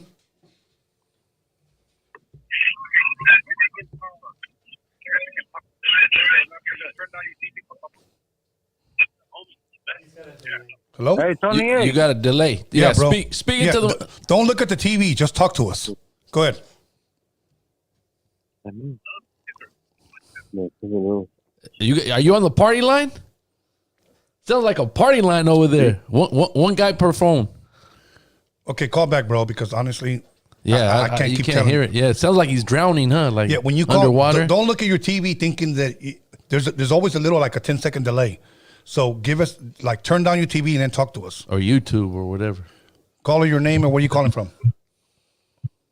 Wicked from IE. Uh-oh. Wicked from the IE. The Wicked. What's up, dog? Hey, Dog, I could barely, I could barely hear you, my bro. It's because I'm in my semi truck, dog. Oh, fucking shit. working. The Hey, 18-wheeler. That'll work, bro. That'll work, man. So you're an IE fucking- fool? Hell yeah, that's right. Hell yeah. Hell yeah. I'm looking for some IE fools to interview, bro. So you may be one. No, man. Just what I wanted to say, what's up to Papa Doe's and a quick story and shit.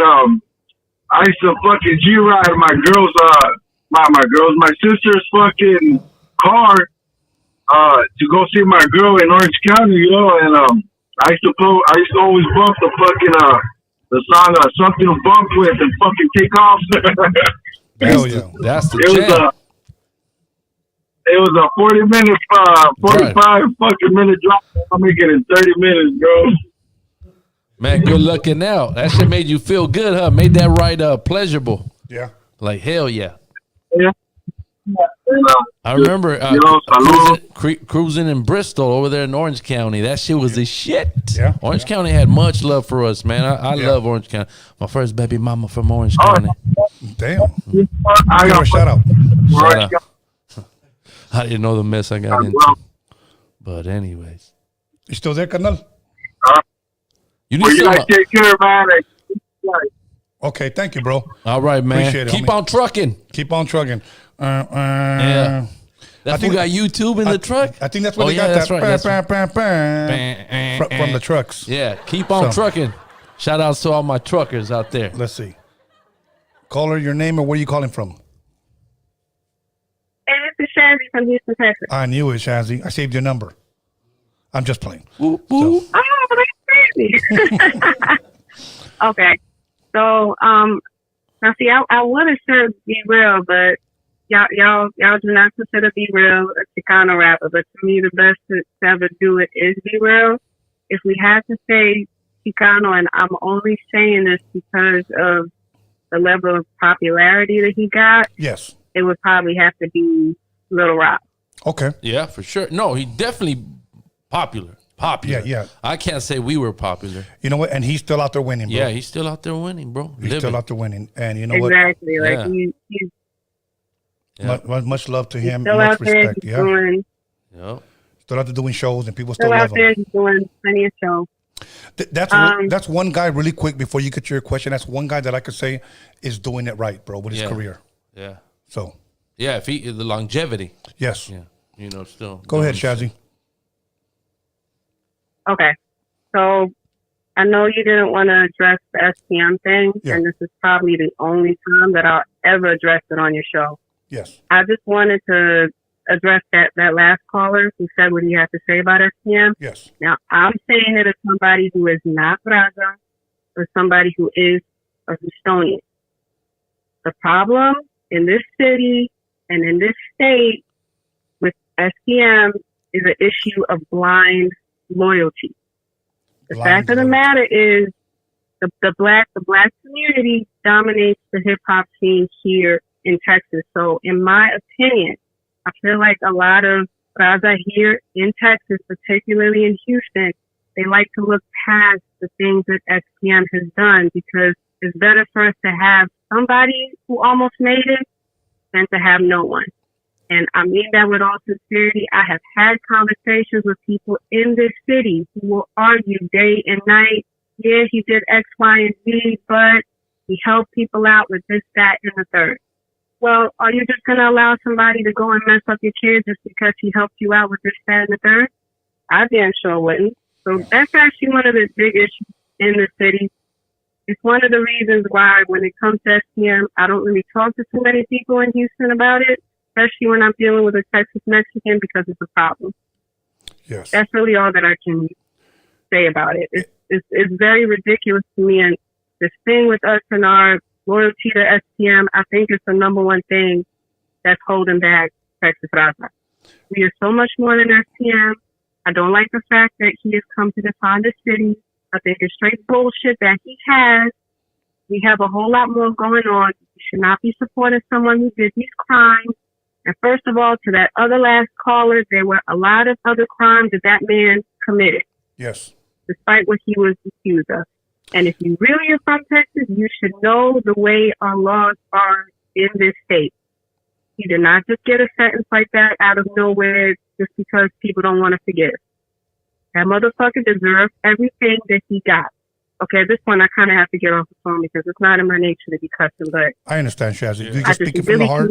I can't fucking stand the fact that this man has come to define so much of what's right in this goddamn city. We gotta be able to let this fool go already. Y'all have got to be willing to let this fool go. We are so much more than STM. Every Mexican rapper coming out of Houston or Texas should not be compared to STM. That is an embarrassment. Y'all should be embarrassed by the fact that he has come to define this goddamn city and this goddamn state. It's absolutely ridiculous. If California doesn't accept him, then we should not be accepting him. Bottom line. The straight bullshit. All right, I got to get off the phone. Hold on, Shazzy, please. We all agree with you. We all agree with you. It's just that we know it's a dead issue. We don't try to bring it up, but for some reason, every few months, it starts trending again. I guess because he's facing parole 2024. Okay. I know people in the industry that at one point were from the streets. They left that alone. Now they're in the industry because they're making money. And they told me to my face, I work with them. And here's what they say. Here's how they justify it. What he did, you know, he did what he did. He did the crime. He did the time. You know, we need to forgive, move on. This is all about the bag. Get in the bag. I can't get a bag with somebody like that. So I'll leave it at that. Well, that's people no integrity and no morals. No morals. And if you from nowhere, that shit don't fly. Yeah, exactly. And this woman is calling from Houston, where he's from. And then, you know, the politics here versus Houston. So, don't come over here with that. I mean, and it's bad over there from what she's saying. Yes. Yeah, I don't know it that good. I never, you know, we've been to Houston a couple of times, but But thank you, Shazzy, for that. I thank you for being transparent and being honest and, you know, sharing how you feel. Greatly appreciate you. No problem. Thank you so much for speaking. And I know a bunch of people probably will not like what I had to say, but I just kind of needed the opportunity to say thank y'all so much and have a good night. Good night. Thank you. It's all good. It's all good. You know, anybody can call and share how you feel. Call your name or where you calling from. Hey, what's up? This is Plebe. What's up, Plebe? That's a nice name. Plebe.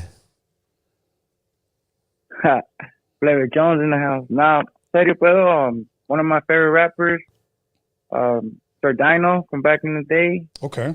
And I wanna ask you guys, have you ever heard of Woody from up north? He was on the GUN album. You know what? I have heard of him. I can't say I know his music. No, I don't. I doubt I've heard of him. Okay, you know what? But hey, Plebe, let me ask you. Where are you calling from again? I'm right here in Linwood. Okay, in Linwood. So LA. Okay. Okay. The only reason why I grew up north.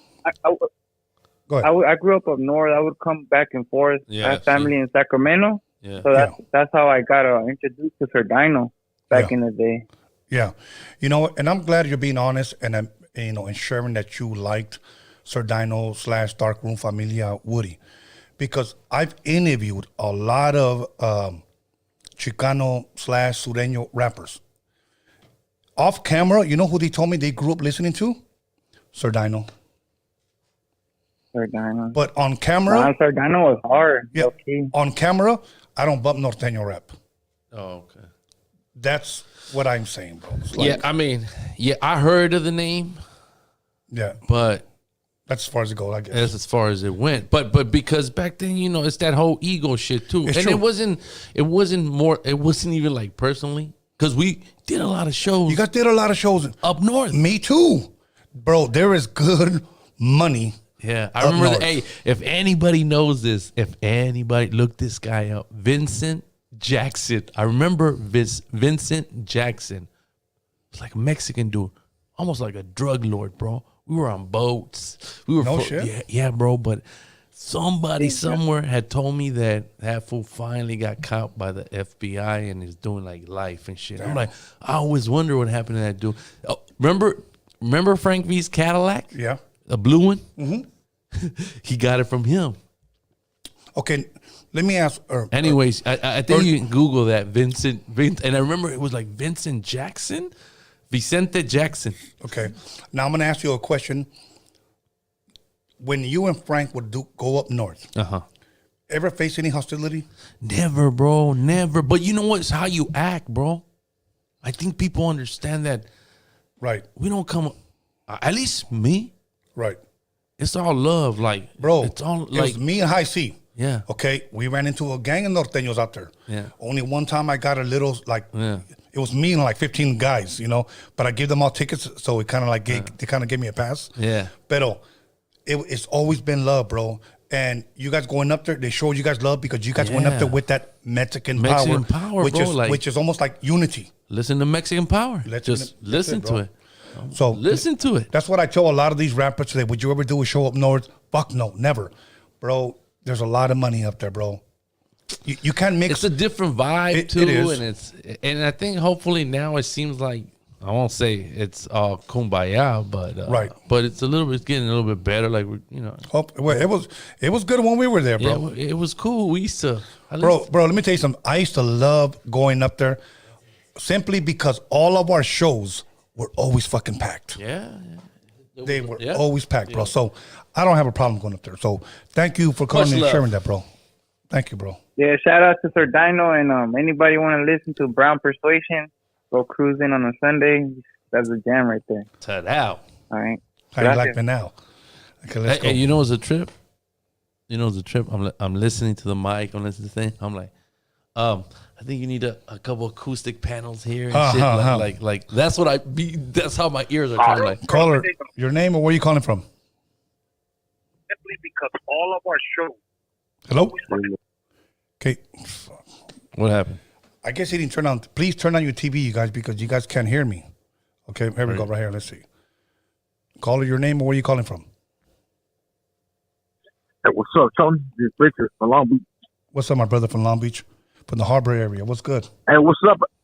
That's right, baby. The big H.A. Hey, what's up? Fucking Ernie G. What's cracking, man? What's up, Playboy? High caliber exclusive, baby. High caliber exclusive. See, he knows. This guy, I can already tell he's a fan because he already knows. He knows. You good? Hey, baby, I've been a fan since way back in the day, homie, when Compton Chopper was Joker Boy. Yeah, dog. Bad News for remember they were hating of the trap music, and I did that shit back then in the day with them. Bad News, Compton Chopper, and that shit killed it. But they were hating. Bad News, Bullo Rider for show. Bullo Rider for show, all for sure. Loco Negro. Yeah. Oh, hey, Tony, you gotta get Bullo and Loco Negro on the show, dog. I think Loco Negro's been here. And Bad News. You need and to get Compton Chapo, dog. Yeah, Compton Chapo is a mystery sometimes. You know, he's a mystery, but you want another one. But you know what I mean.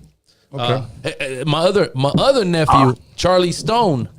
He's working with Drummer Boy. Oh, hey, he goes hard as fuck too. Yeah, and he's God bless the trap. Yeah, God bless the trap. If anybody knows, this guy knows. Even Tony's like, "What the fuck you talking about?" Is there such God thing bless as the trap? Chicano trap?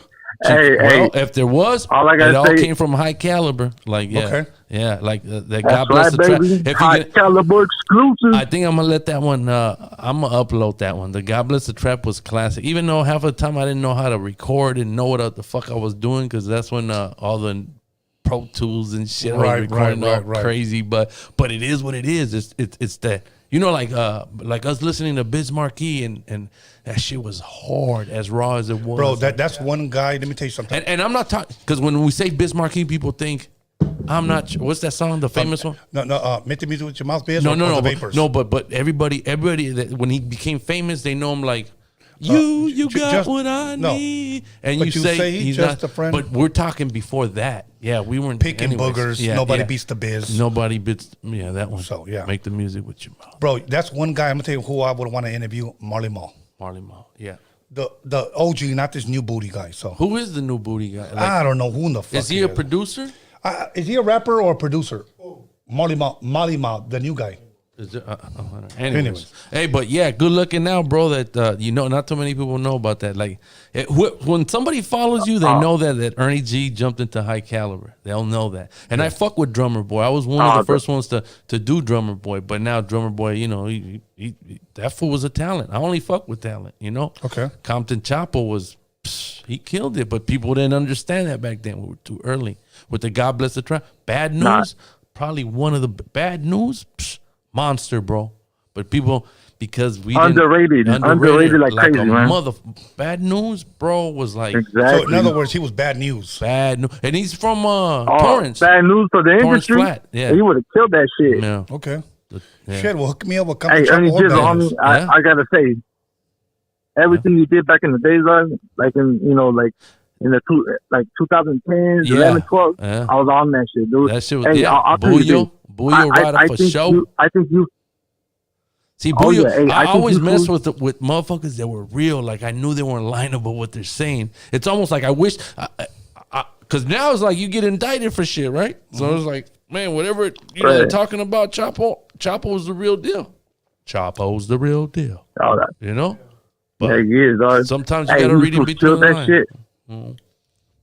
I'll tell you, dog. Hey, you fools changed the fucking landscape on Chicano rap, dog. And they were what it is today. Yeah, you fools started that shit. We did, but nobody's gonna say nothing. I ain't gonna say nothing. Yeah, but that God Bless the Trap album. You guys killed that shit, dog. That God Bless the Trap. Poof. Those videos. These fools were like raw, like Compton Chapo and Bad News. Yeah. That shit. Fucking Birds on the Wire. Yeah, all that shit. And that's when I was feeling alive. Like, that shit was raw too. And that's what I like. It was raw, and I was like, I didn't give no money. It's not about the bag, whatever. It was just raw. And yeah, bro, those were good times. Those were definitely good times. Thank you, Carnal. Good looking now, Carnal. Yes, sir. Yeah. Appreciate you, homie. Hey, you brothers have a good night, man. You too, bro. You too, bro. All right, let's keep it pushing. We got a couple more minutes, and then we're out of here. What? So, I'm just getting started. Okay, fuck it. Let's keep it pushing. Caller, your name or where you calling from? This is Sapo from North Hollywood City. What's up, Sapo from North Hollywood? How you doing, my brother? Ernie G, what's good? Talk to How you doing, Tony? Boy. I'm blessed, brother. I can't complain. I'm over here sipping tequila and talking to you, homie. Sipping on some scissors. That's right. What's up, Ernie? Oh, man, talk to me, bro. Talk to me. I talk back. Hey, what's good though? You don't even know who this is, huh? No, I don't. I can't. Yeah, I'm not. I mean, I'm good Sapo. with me. Chapo. Sapo. What's up, G? What's Sapo? I know a couple of them. Man, oh man, Ernie. Sapo. My dog being shady back in the Scandalous records. Back in the days at the studio. Damn, bro. I did tell you. Hey, I got Tony A as my witness. My memory is not the greatest. It's not. It's not. Bro. Okay, let me tell you this, Tony. Yeah. This guy might not remember. Okay. My first time in the studio, dog. Yeah. Was at Scandalous Records, and Ernie didn't know me for a hole in the wall, but he treated me fucking. Homeboy had no ego, homie. He fucking treated me with fucking like the way it should be. Yeah. My first time, homie, and back then this was '96, dog. 96. My first time, and fucking most motherfuckers in their first time in the studio record, you gonna be nervous as fuck. Yeah. And homeboy was just like, yeah, just write your shit. He fucking coached me through the thing, went through it. Hey, hey, homie, I learned a lot from that cat just from that one day, dog. Even though you don't remember, Ernie. Hey, man, I met so many people and people. Look, can I tell you a story real quick? I'm gonna try and make it fast. Okay, so there was this white boy that I fucked with a long time. Doesn't matter. He wanted to buy SB 1200, right? Okay. So I got this buddy longtime buddy, DJ A-Rock. Shout out to A-Rock. That's my boy. And he had a SB 1200, right? And this guy wanted to buy one. So I hooked it up. I'm like, hey, A-Rock, you want to sell your SB 1200? He's like, Ernie, is it for you? I said, no, I'm going to be honest. It's not for me, but it's for a good friend that's been helping me out. Some dude named Ed that helps me out. And he's like, all right, bro, I'll sell it. I said, $2,000. Cool, right? So check it out. So we make the transaction. I check it for him. I'm like, it works. Everything's cool. They come and, almost like a dope deal, right? Right. It's at the studio. And then I'm talking to A-Rock, my boy, and I said, A-Rock, where the fuck did you get this clean ass SP? Because it was clean. I was like, what? He's like, he's laughing. He's like, he laughs. He gives it like, he's like, you took me, bro. You took me to go buy it. He goes, remember? We went. He's like, man, I don't trust this fool that I'm buying. I told him that. I don't trust this guy. So he says, you had a gun with you. He says, remember? The gun went off and you made a fucking hole through your Nissan truck. I'm like, I don't remember. How is that, Ernie? I don't fucking remember. Okay, and I'm going to say this for Ernie. Ernie doesn't do drugs. I don't do drugs. I don't. So I don't understand. How did you lose your memory? It's because the government. It's probably a coping mechanism. You know what I mean? Oh, you need a drug. He said you need. Maybe I do need a drug. Okay. I do want to do ayahuasca and some shrooms. I want to do that shit. Let's do it. But Ernie. Yeah, what's up, Sapo? Talk Hey, to me. check this out. Ace. You remember Ace George, Yeah, dog? I remember Ace George. I do remember Ace George. Whatever happened to that guy? Okay, I don't know, but he brought me and Shady to the studio. Me and Shady from Pacoima, and we were working. Now That's it's when Frank was coming working. back. Yeah. Okay. And we were working on that one album when you the Batter Up, that one fucking during that time. Yeah. Yeah. I kind of remember that when you said batter up. I do remember something like it's coming in. And then I used to go in the office all the time and talk to Steve Yano, fuck with him, fucking. Yeah, Steve Yano was cool. Those are the days, dog. That's the best shit. It was the best shit, bro. Yeah, that shit was tight. Yeah. And then remember we ran into each other at the beach, homie. I was stranded. You pulled up in the truck, dog. Okay. And you're like, "What's up, Sapo?" You're like, "What's up, Sapo?" I think I remember that. Man, you got. Yeah. Sounds like you got a bad memory, G. I do have a bad chip somewhere. It's a bad chip. Yeah. The government didn't place it right. It was supposed to be on this side. They put it on this side. Well, it helped me be a happy guy, bro. Because if I remember everything, I might have been a sad individual. You know what I mean? And right now he's happy. He's in a happy moment. Bro. I'm happy. Happy thoughts. He's thinking That's about good. That's good. So I just want to let these new artists and these listeners know that this cat deserves his flowers, homie, for the contributions he did for hip hop, homie. You know, good looking. Fucking, that's straight up, homie. Yeah. Hell yeah. Fucking. Thank what? you. Ernie, dog, when we run into each other wherever, you're going to be like, okay, Sapo, what's up, dog? Hit me up on Instagram, bro. DM me or something. I'll eventually I'll get to you for real. You know what I mean? Yeah, dog. Yeah. For sure. All right, Tony. All right, Sapo. Muchas gracias, carnal. Thank you for calling in, bro. AKA Picasso, homie. You know who it is, dog. Tadao. Viva la raza. Shake your hand and say, órale. Órale. Let's go. Make sure you put both of our Instagrams on the live chat, okay? Yeah. Call your name and where are you calling from? That was it? No, you know who that was, Cheech, remember? His name is Ralph. From Up in Smoke. Okay. So give me a laugh, please. Thank you. See, I have it set up.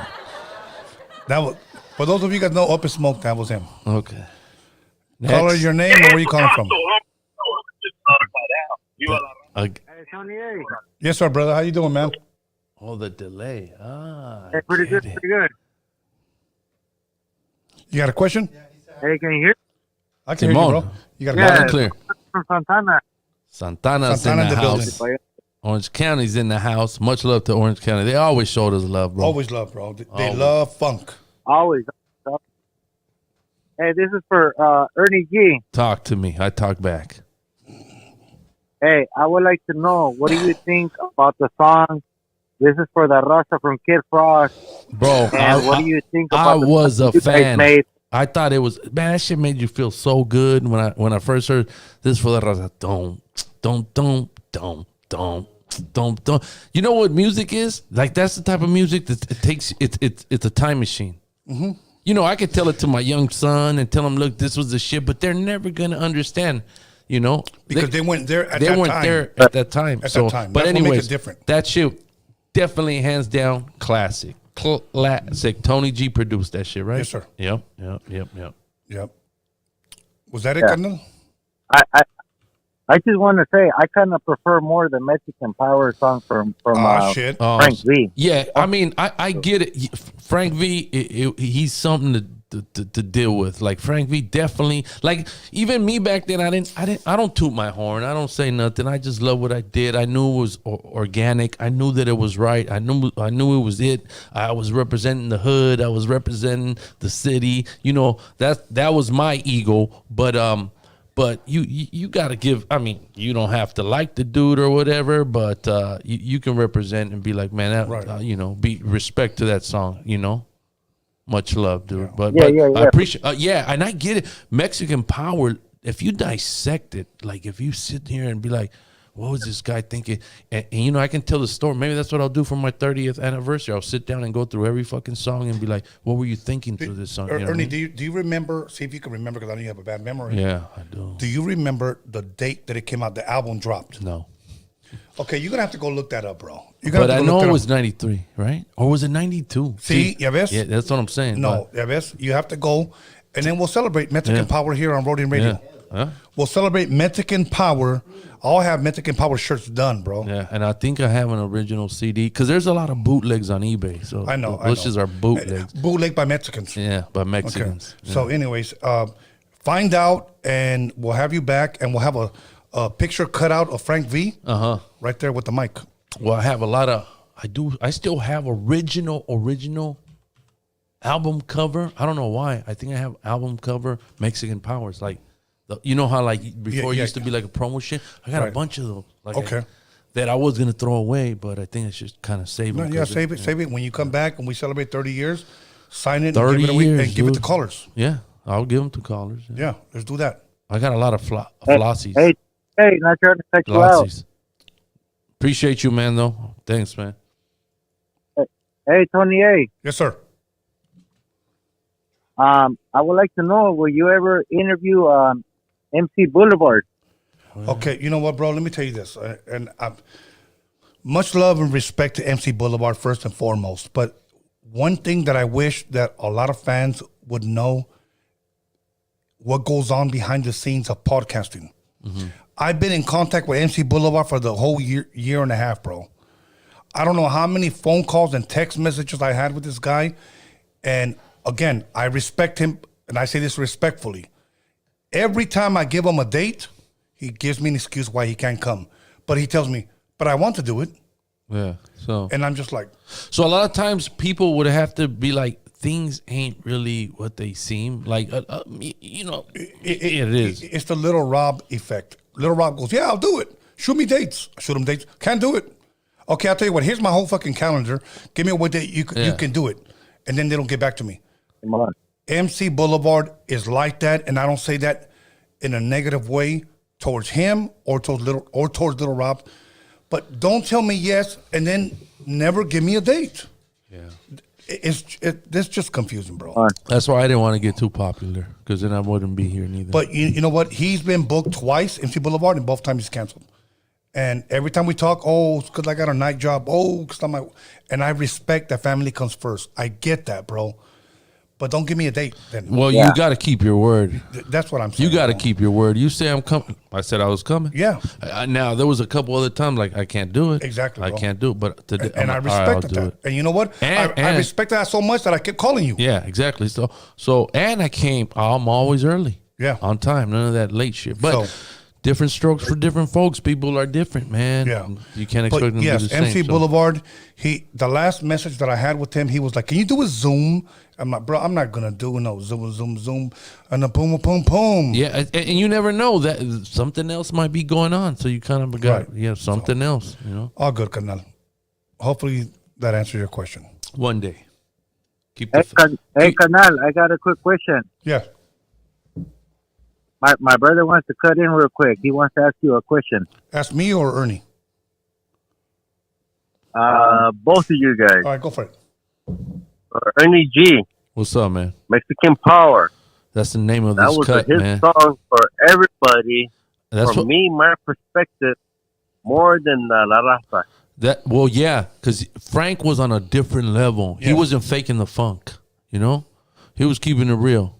You know, it wasn't gimmick. It was for real. You know what I'm saying? Like Frank, man, it's just different. Yeah. But you know, I appreciate that, dude, because when we did it, it was really, really, really, really because we love that shit. We really love that shit. You know what I'm saying? It was like, damn, dude, it was just, I almost want to shed a tear, bro, because that shit was real. Up, like literally. Hey, Canal, it blew up, Canal. When that song came out, it blew up, and we loved it. We liked it, and we liked it more because I can never. No disrespect to Kid Frost. No disrespect to Kid Frost. He has good songs. He has good rolas. Yeah, I think he even knows Frank V was something to be reckoned with, bro. Frank V. Yeah. And I'm just so happy that I ended up hooking up with Frank V. At all. Yeah, but. Definitely, La Raza, boy, that shit was definitely the song. Hey, Ernie G. Hey, one more thing. Ernie G. We don't skip that CD at all. We listen to the whole CD. That's what makes a classic. That's what makes a classic, bro. Yeah, you don't skip. Yeah. So. Yeah, thank you, man. Appreciate that. All good, homie. Thank you. Yeah, nada. Al rato. Okay, let's go. See, today we don't have classic albums. No. Somebody said turn into a drinking show with two Theos. That's something like what's that one? No, that's cool though. No. I mean, I'll even laugh at that. Hold on. That's all good. That one guy said that. What's that guy's name? Snow the Product. Okay. Anyways, caller, your name and where are you calling from?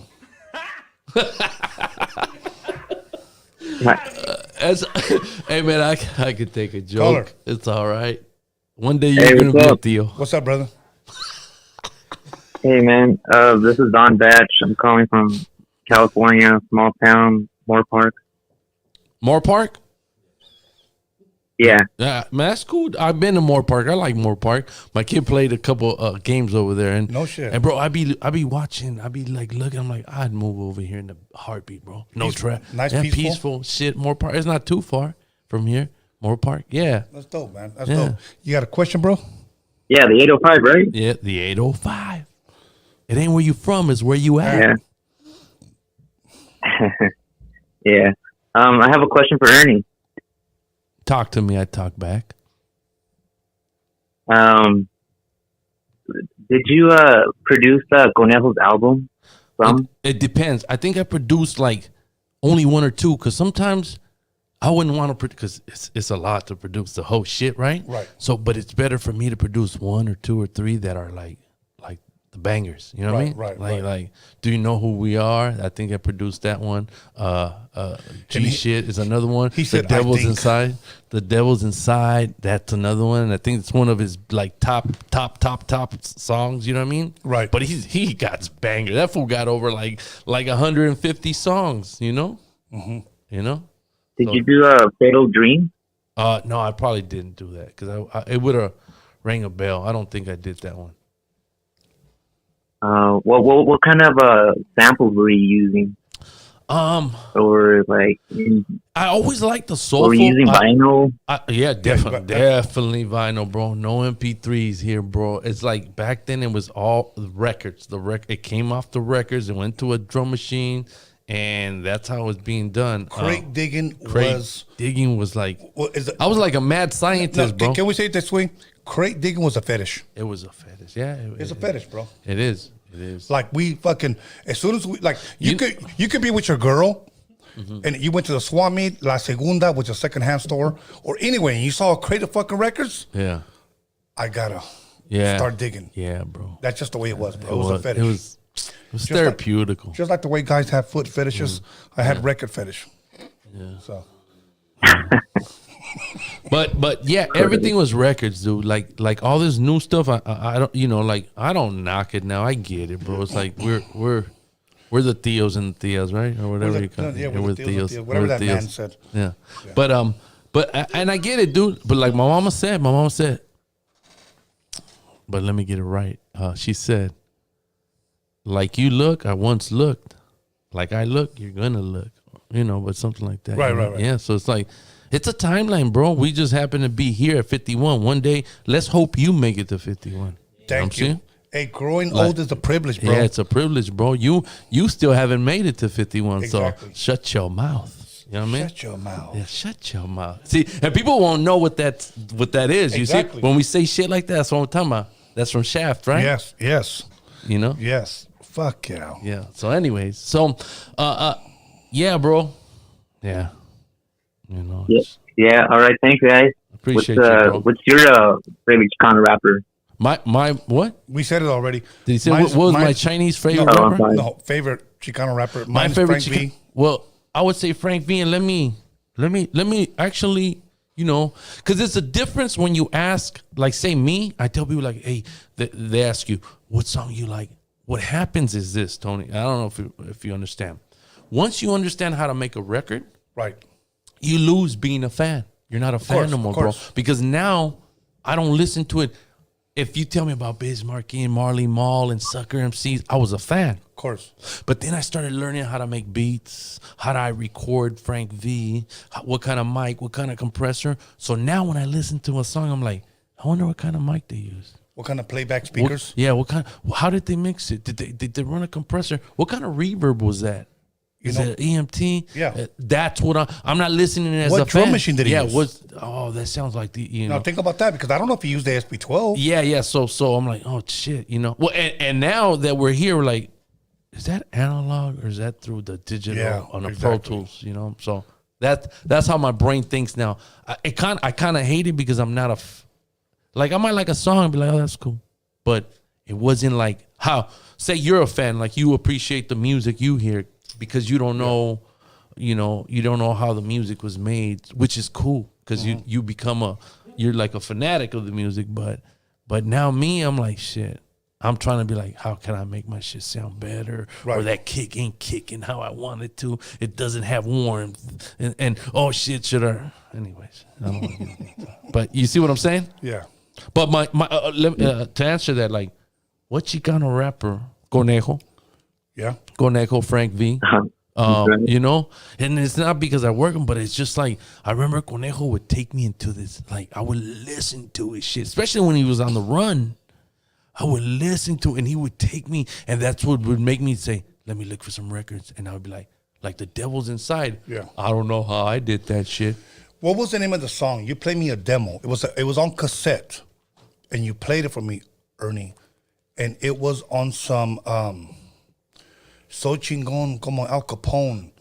And then that was the chorus. And it goes, if you go to hell, you see my Picasso on the wall. But I think that was... Where's my Conejo fans? Because that motherfucker has so many songs. Because that was early in his career, bro. But I don't think I produced that one. No, you didn't. No, you played it for me. Like, what do you think? And I go, that shit was fucking raw. It was raw. That's what made it so beautiful. Yeah. The rawness. It was just like, and he was young. The voice sounds. I call him vintage. The vintage Conejo. Yeah.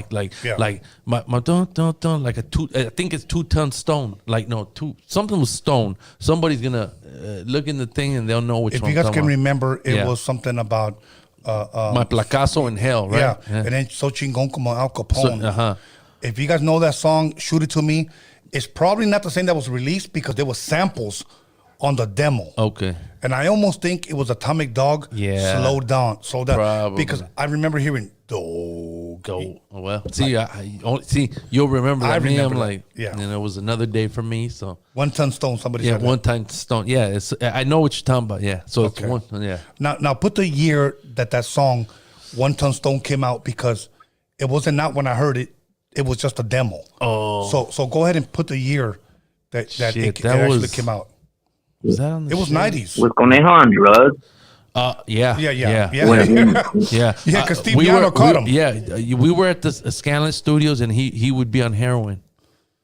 But I didn't care, bro. I didn't care. It's like being like, man, he's doing. I'm like, bro, but he's cool. Don't worry about it. Like it's all good. Like that fool got. Did you join in with him or no? Nah, Playboy. No. Somebody. Steve Piano walked in.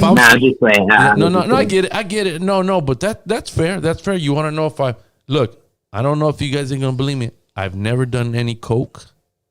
The only thing I ever done was smoke weed. And people were like, nah, you done. No, I never done coke. I never done heroin. Never done none of that shit. But I drink. Last question. But I know when to stop. Did you find your firma Heine? No. Yeah, I did. I better say yes. Okay, yeah, he better say yes. Yes, of course. Yes, his firma Heine. So his dick is on lock. Yeah. That's it. Yeah. So bitches stay off. Yeah. Especially the ones from San Fernando Valley, the ones that wear wigs. Anyways. All right, homie. Damn. Thank you, my bro. All right, bro. All right, later. Thanks. There you go. There you go. Two drunk Theos. Yeah, two drunk Theos. You should have a sub podcast. I'm gonna have that one. Yeah, two drunk Theos. That's it. Don't worry, Playboy. You're gonna be a Exactly. Hopefully, you'll be a Theo one day. Yeah, That's a privilege. Your name or where you calling from? Two drunk Theos. Hey, what's up, Ernie G? What's it's up? Leño from Tucson. Who? Smoke a leño from Tucson? They hung up. Anyways, it was probably Miss Pac-Man. But anyways, let's go. Let me see. Caller, your name or where you calling from? Tony and Ernie G. What's up? Hey, what's up, man? I just wanted to ask Ernie if he got like any We're At It Again vinyls for sale, because I'm trying to pick one up, trying to buy one. I know I have a couple.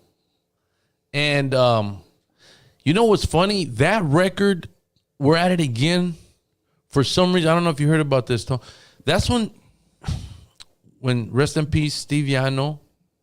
The first one was gone through Universal, right? So whatever, I don't know what kind of deal. But the second one, he did it on his kind of own, put in his money. But then he told me that the distributor went bankruptcy. So they kept all the vinyl, because it was whatever. So whatever was left is left. So in a sense, it's kind of, that's how shit becomes rare. I'm understanding it. Right. Like now it's like whoever has We're At It Again. Because for me, Mexican Power was a shit. But what you guys don't understand is by the time I did We're At It Again, that shit was, okay, let me clear this up because this is for some people that the first album I produced half of it because you got to understand I didn't understand how to record. I didn't understand how you were learning how to produce. I was learning how to produce, just like me. Yes, exactly. So of course there was this in-house producer named Juice, the Electric Wire from Arizona, which I don't know if he's still around. They helped you with a lot of your ideas. That he helped me a lot of. He was a master of. That motherfucker was doing 2 SB1200s together. Remember? He did motherfucking Mexican. Anyways, long story short. So the second album was my pride and joy because that was all produced by me. You were like, okay, I got this. I got this, Playboy. Yeah. So We're At It Again was, it was still like learning, but it was all me. So I was proud of that. I was proud of that second album. So for a collector to know, like, say, if you're asking for We're At It Again, you would know, like, hey, man, I need to, do you have that? I think I have a couple albums on that. I do have a couple albums. That's the one that had something to bump. We're At It Again. Well, We're At It Again. That was like Mexican Power. Yeah, a lot of the classics. Yeah. So, I think I have a couple, but that album, if you don't have that, that's gone. So that is kind of like, I would say a collector's, even Mexican Power is a collector because there wasn't a lot of them printed out. So for people that have the original shit, that does mean something. In a way, it's kind of cool because there was only so many out there. You know what I mean? Yeah, and like I'm a collector myself, so like it'll be dope like to have the We're At It Again album, because in my opinion, I kind of like We're At It Again more than Mexican Power. Yeah. But I mean, they're still dope as fuck, Yeah. Me too. I mean, I kind of like, I get it. Our first album is kind of like, it's the first album, dude. But the second one was like, I feel a little bit special because I produced it all. That shit was all, and you know. Yeah, that's the shit, though. Yeah. But also, I do gotta like. I'm being honest. Like Stuart Weiland, had a lot to do with it too. Like that musician guy. We would sit there and vibe all night. Like we would spend nights at the studio. I mean, nights. I mean, but that was a dope thing. That was a dope thing. Like because you're creating shit. And the reason people don't understand this is that I'm glad Steve Yano, because there was no recording studio. Imagine if I was signed to Universal. Oh, yeah. Oh, bro. It's like, would you be able to grow to a studio whenever you wanted to? No. Let me give you an example of what Ernie is talking about when he talks about him and Frank being in the studio. Audio treatments were NWO recorded. Okay? That's what me and High recorded. Okay. Donovan would tell us block time is 8 hours. Okay, and it's $150 an hour. $150 an hour.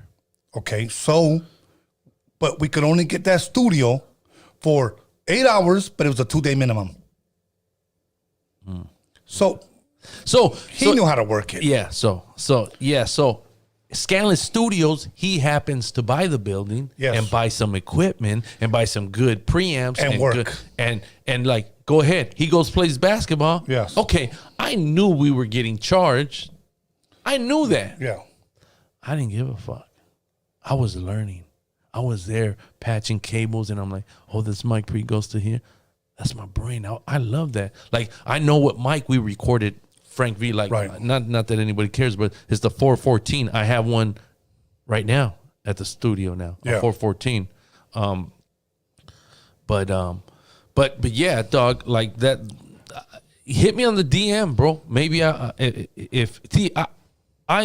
kind of hook people up that are really. I know who's really like. If this guy's asking me for where at it again, just like that other caller, the new high caliber. You know. Another person that I want to give flowers to, that a lot of people may not know, and we never brought him up, B-Sly Foxworthy. Yeah, he died. He killed himself. He killed himself, bro. Yeah, that was our engineer. I remember him. Oh man, this guy. Look, I'm gonna say this, bro, and then I'm gonna let you go. This guy, I got a call that he was on the 101 Hollywood Freeway. Yeah, and while he was on the 101 freeway driving, he decided to fucking kill himself while he was driving, bro. Not that he pulled over. That's crazy. I didn't know that that's what happened. Steve told me. That's what the police told him, bro. I remember. He had a ponytail, huh? Yeah, that's him. While he was driving, he shot himself, bro. What was going on? I don't know. No, you know what it was? His wife. His wife, huh? So that's all I'm going to say, and I met her. Hey, whoever was following me on Instagram, don't be a simp. Yeah. Nah, man. Hey, Ernie. Yeah, Ernie, what's up? Talk to me.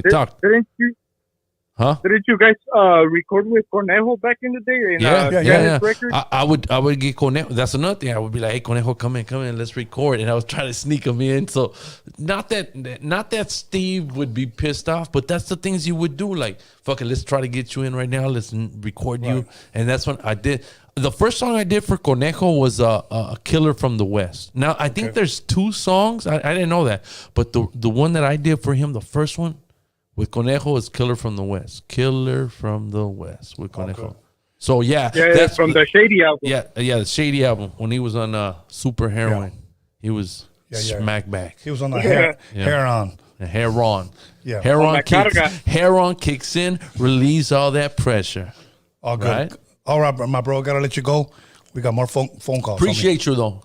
Hell yeah. For sure, bro. Thank you. I appreciate your time. I like that. I like that. All people good. like, you know.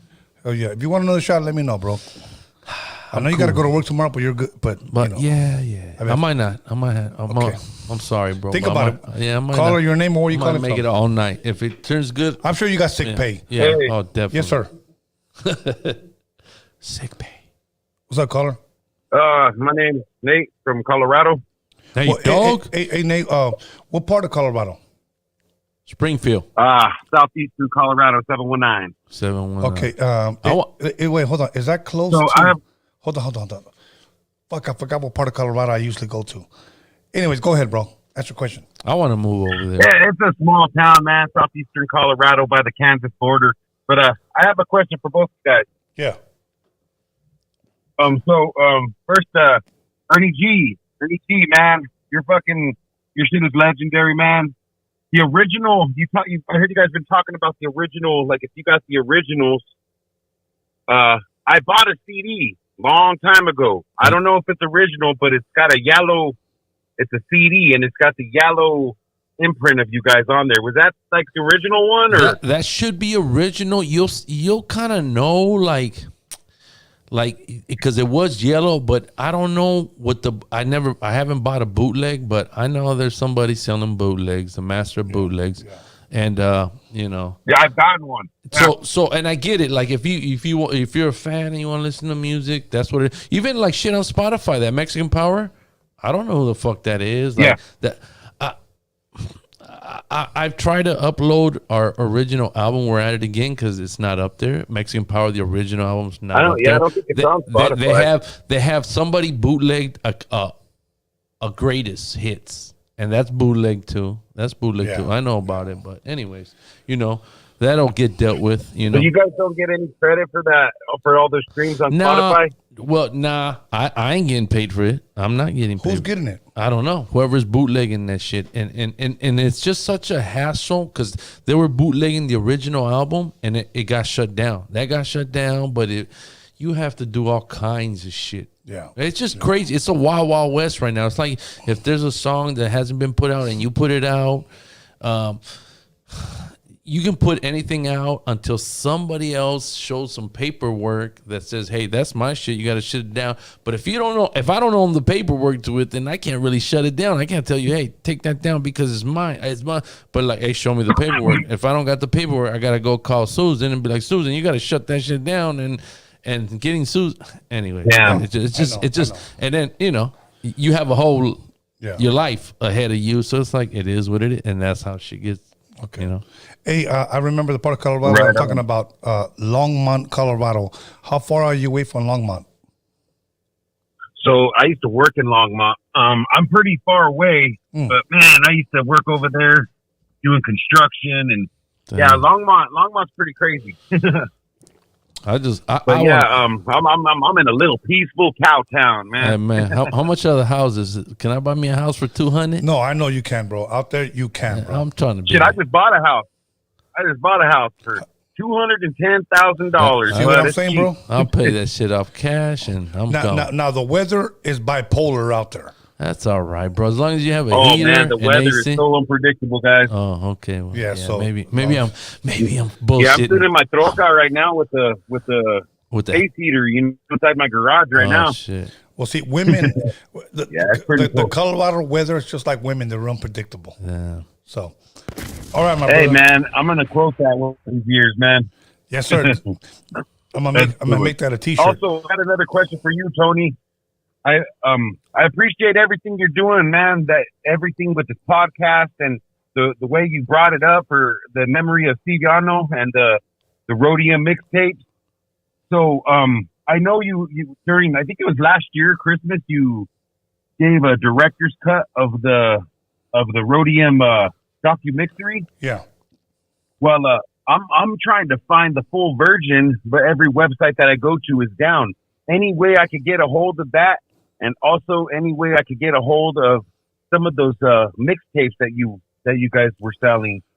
Yeah. Well, on YouTube, the beginning of the year, we're going to open up a subscribers only page where everybody can see the 3-hour version of the Roadium DOCUMIXERY. You have to subscribe, and only those that subscribe get to see the full Roadium mixtape DOCUMIXERY. And everything else that I'm gonna be releasing skits. I'm gonna be releasing like footage. So everybody who's subscribed is gonna be they're gonna receive exclusive stuff monthly. So already, yeah. So I really enjoyed that DOCUMIXERY, man. I didn't. There was a lot of things to the hip hop history that I really didn't know about. And that Roadium, dog. If we really sit back, you guys don't understand what that Roadium Swamp Meet was all about. Bro. I was going from Santa Monica to the Roadium. I mean, and it's hard to explain to kids because it is. It is because if I wanted the latest shit, they have Music Plus in the warehouse at the time selling those records. Or whatever your record store, but they weren't selling the records that Bismarck Keys, the Marley Malls, and the NWAs that were coming out. So you were like, this was the place where like you were getting that no shit, where you would go back to your city and be like, record on a cassette and be like, oh, dog, make me a cassette. Make me dub me that shit. Like, what is that? And it was like, no, man. Yeah, it was just like, it was a beautiful thing. Now, it's not that. Yeah, it is, man. And honestly, now, like it brought back my childhood with watching that DOCUMIXERY because now I'm going out, going to yard sales looking for tapes and looking for cassettes. And I hit up my DJ and I have him make me some mixes and stuff, you know, and I came across a lot of good things, you know, a lot of old school vintage cassette players and a lot of old school, you know, it's not even rap or every music, you know, got me some Van Halen tapes. And, you know, just, it's awesome, man. That kind of brought back my childhood, you know, and got me back to collecting that kind of stuff. I appreciate that, Tony. That Roadium Documixery was mas chingon, man. Yeah. Thank you, my bro. And at the beginning of the year, we will release the full version, and you'll get to see Ernie's full story about the Roadium, Mr. Cartoons, Warren G, everybody's. To those that subscribe, we'll be able to see it, bro. So, thank you. That's awesome, man. I'm going to give a shout out to all my homies, sick-minded soldiers, man.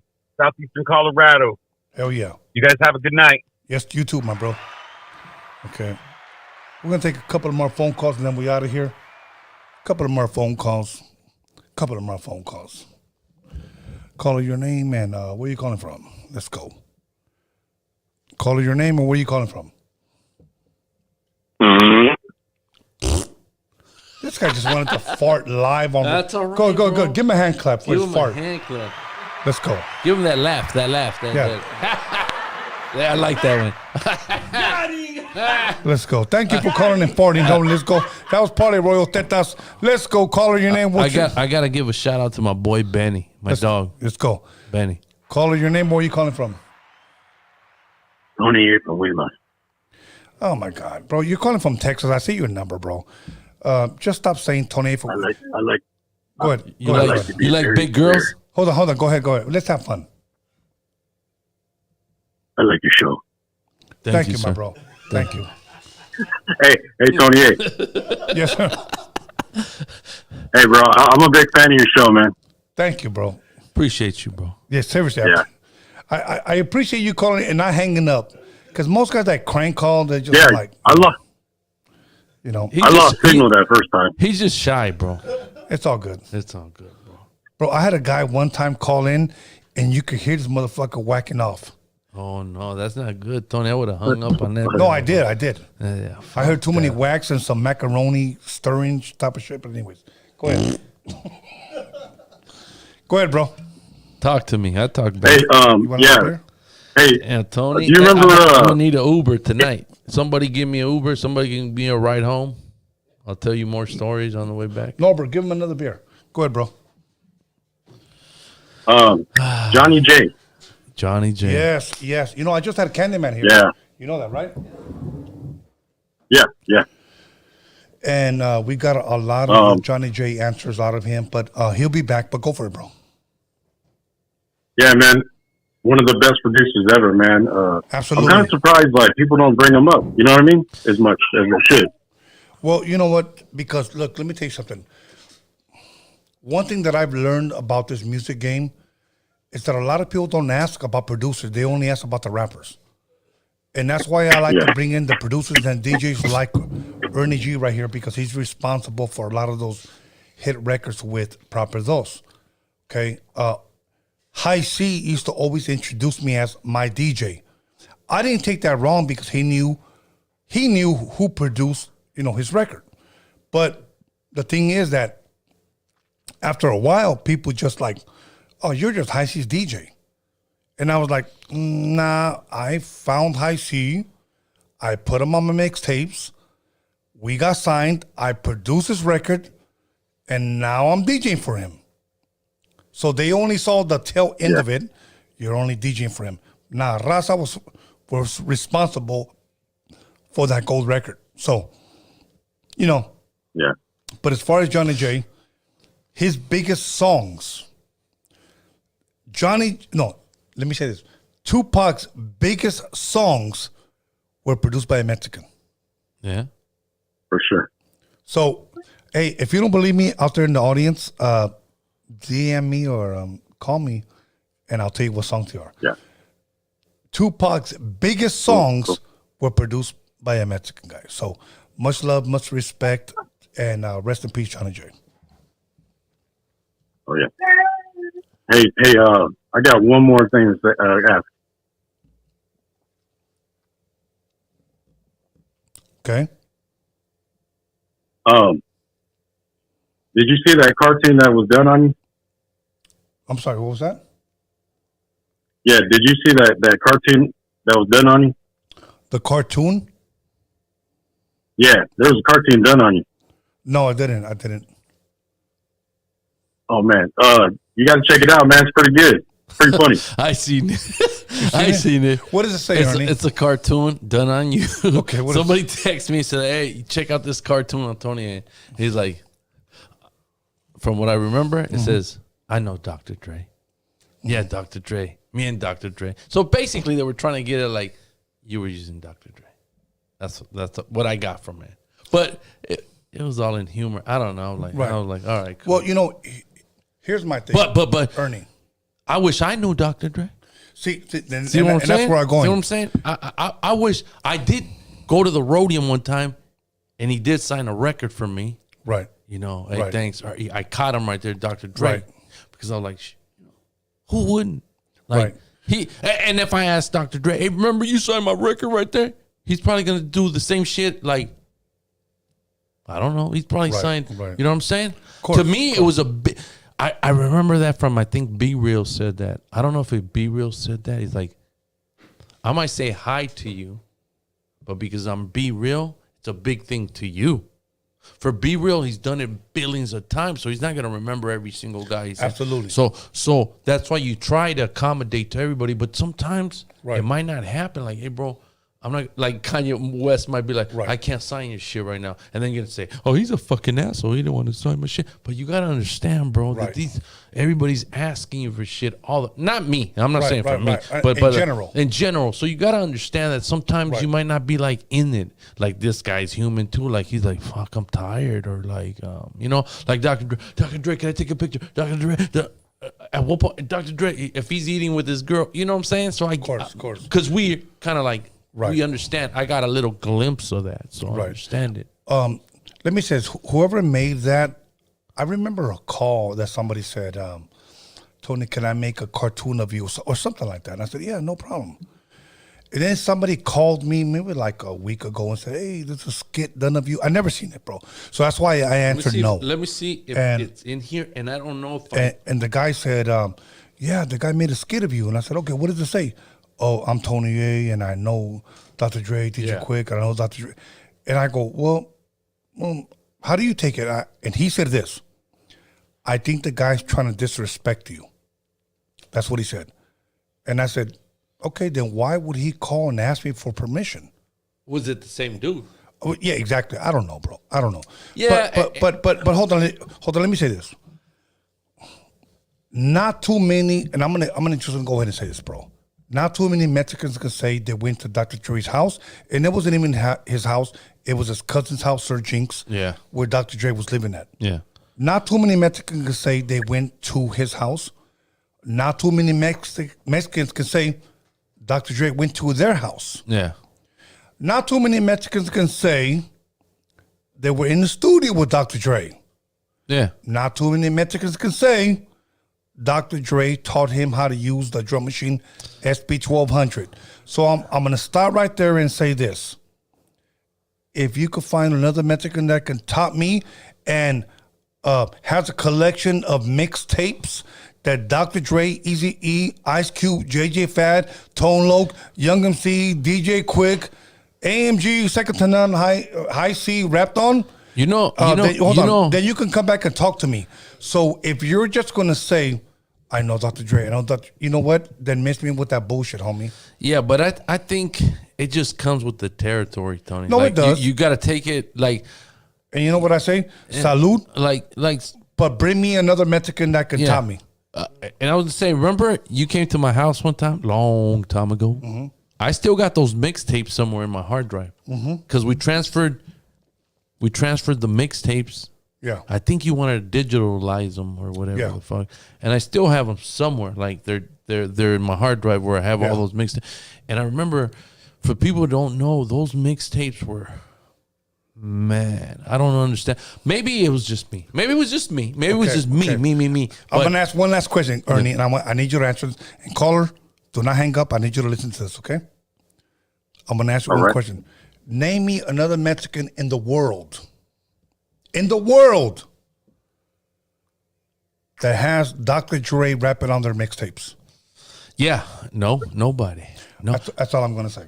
And those mixtapes, bro, were fucking crack. So, like I had, were they dropped every month or it was every 2 months? Every month. Every month, right? Yeah. So I would go back and be like, "Here was the next mixtape." Yeah. Like I would go back and it was just so just a fucking tape. So if somebody wants to make a cartoon of me saying, "I know Dr. Dre," yeah, I know Dr. Dre, I know Dr. Dre, then they don't know my history. Well, yeah, I get what they're saying, and I'm on your side. Like it, you gotta, like I said, and when I say it, I say not even like somebody's gonna do it whenever you're gonna. Of course, you're going to get that. Somebody's gonna talk shit about me if I was popular. Yeah, you know what I'm saying, and I gotta learn how to like let that fuck with me. Yeah, or let no, it's all good because you know what? I mean, think about this.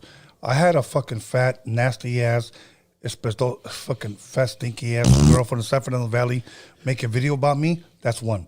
And then you had somebody make a cartoon about me. That's two. And then you're gonna make another fucking person make a fake post about me. That's three. Yeah, so it's you're nobody until somebody starts putting you out there. So it's crazy. That's why I didn't want to be famous. I stopped. I'm like, oh no. Hey, bro. I like my quiet time. I like to go to sleep at night, Tony. Thank you. Peacefully. Peacefully. Hey, carnal, thank you, bro. Hey, Tony. Hey. Yes, sir. Hey, can I just say one more thing? One more thing, bro. Go ahead. I'm gonna sip my last shot because after this, I'm about to go inside, eat some albondigas, and crash. Go ahead. Hey. Oh no, I'm just getting started. Hey, it was me, dog. It was me that made the cartoon. Boy, where's the party at? No, go ahead. Yeah, I'm the one that made the cartoon, man. I was just having fun. Oh, okay. See, at least he's honest, dog. Like, you sent it to me, right? Right. Yeah. This person said. So I was like, Dr. Dre, and I'm like, bro. I'm like, did he really say that? And I'm like, you're making fun of the only Mexican that has had this much history with Dr. Dre. That's the way I took it, bro. That's the way I took it. No, I was just having fun, man. Like, it's comedy. You know what I mean? That's why I call it out of context. Well, like, whatever I do, but understand I just spin it. You know what I mean? And take things out of context. It might be comedy to you, but it might not be comedy to me. I think it would have been respectful for you to send it to me first and then say, Tony, what do you think? Out of respect, I think that's what you should have done, bro. All right, my bad, dog. All right, we're good. We're good though. It's all good. Like at least you know he said it. He said it. You know what? Let me say this. If you're still listening, I respect you for at least being honest. My thing is this: I wouldn't release something on someone. Yeah. Ernie, I wouldn't release something on you without talking to you. Carnal. No, you're right. And and I kind of sometimes I was like, yeah, okay, cool, like whatever. But all right, we take one last call. Caller, your name and where are you calling from? Caller, you on the air? Motherfucker, hung up. Hold on, let's go. You know, I was thinking about Buffalo Gals. Caller, you on the air? Caller, your name and where are you calling from? Carmine Lucchese. KC. Kansas City? No, Carmine Lucchese. Lucchese. Okay. Yeah, but where are you calling from? I'm from Albuquerque, New Mexico. All good, Carnal. You're the last caller, so make it good. Ta-da. Man, I just want to say I appreciate the show. I've been watching since forever, and Ernie G actually is one of my favorites. I mean, to me, he's way better than like Ice Cube, Dre, all of them. Yeah. Like Proper Dose, I remember. No, for real. I remember like getting down with his music years ago. Matter of fact, might sound funny, but I think my first kid was made with one of their tracks. Which one was that? No shit. So you were going deep. I'm not even kidding. Was it In I Too just Deep? way back. In Too Deep? Because we did have a song called In Too Deep. No, he was going deep, but to one of your songs. Do you remember at all what song it was? If any, just to humor us. Yeah, humor me. Oh, I remember all of the Ernie G proper doses. I mean, go ahead. Mexican Power, shit. Mexican Power, Feed Me. You got something to ride to. You got the best Latin rapper. Something to bump to. Yeah, best Latin rapper. Yeah. You got I don't know, man. I'm going blank right now. So but you played the whole album and you knocked that shit out the park. Hell with yeah. Ghetto Baseball. Hell yeah. Oh yeah, man. I'm telling you, I still bump to that. I still talk to now I forgot his name. He's on Facebook. The other part of Proper Dose. Frank V? Frank V? There's only two guys on Proper Dose. Frank V. Shit. Are you talking to the right Frank V? Because there might be an imposter. It's most likely. No, it's him. We actually talked on video and. Oh, so you know where Frank V's at? And, well, it was just his birthday not that long ago. Really? Did you see him on a video? Yeah, he was on I think it was Facebook. No, was it or YouTube Live? Huh. Okay, so we found Frank V because nobody's found him in the last 5 years, but you found him. Yeah, nobody's found Frank V in the last 5 years, but you. What page? Yeah, exactly. Let us know because let us know. That shit is crazy, bro. That you say that because link or it didn't. Right, Frank V. Let me see. Okay, so there's Ernie G. It's not Nick and V, Frank right? V. Is it Nick V from the Baker Boys?